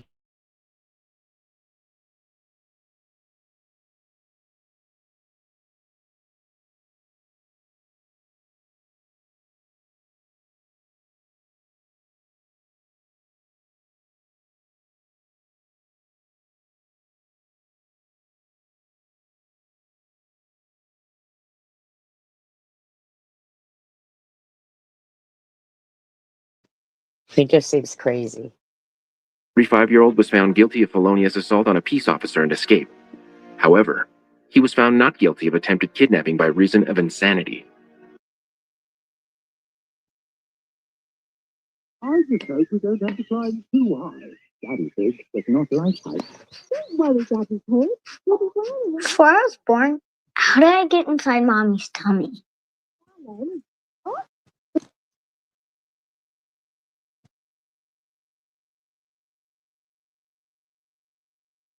Reed Duran faces 19 to 24 and a half years for the felony counts, and the court will decide if he should be placed in a mental institution.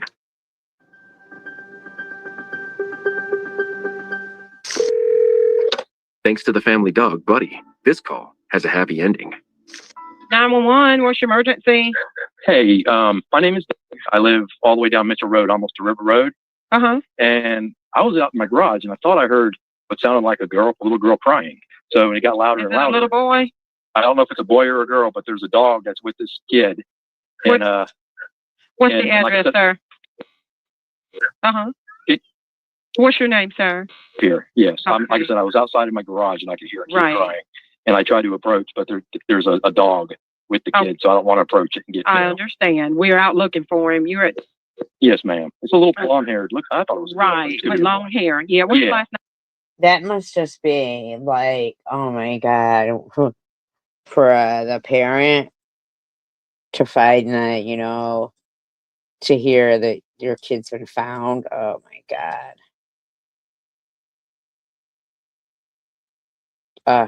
God. Name, Doug. My name's Doug. Okay. Hold on. So you're all looking for him right now? Yeah. Live at the 319? Yeah, I'm right. Stay on the line with me. Okay. Just stay on the phone with me 1 moment, please. Hey, they're going to come find you, okay? It's going to be all right. It's okay. Hey, just stay right there. It's going to be okay. All right? They're going to bring you right back home. That's 10-4. I have a caller landline on 911 that has located the signal 47, but he advised the dog won't let him approach the signal 47. It's going to be at... Okay. Let me get your phone number, please. This is a cell phone that I'm on right now because I'm outside. Mm-hmm. It's okay. All right. I'm gonna just stay landline here with you. My officers say they're not far from your location. okay. Yeah, because like I said, they just they cleared this 40 acres of pine about a year ago, and I guess the kid was wandering. I don't know which way he came. I just heard some crying, and it sounded like it was a little distant. But I don't hear anybody, you know. So then it got louder, and so I walked to go try to walk.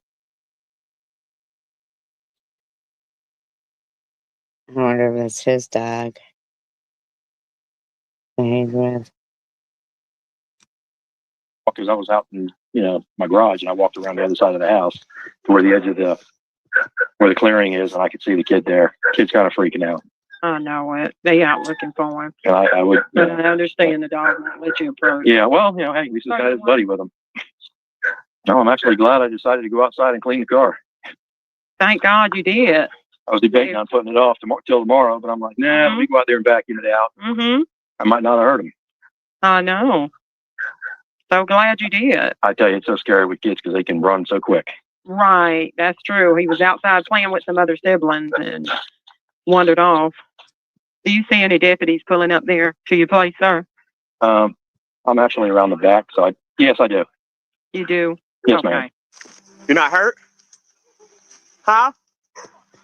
We 10-12? 47, 10-12. Responding swiftly to the call, Deputy. Little kids, they can move fast too. Like, seems 1 minute they're there. These and investigators, aided by K-9 units from Sewanee Correctional Institution, descended upon the neighborhood, determined to bring the lost child home safely. You okay?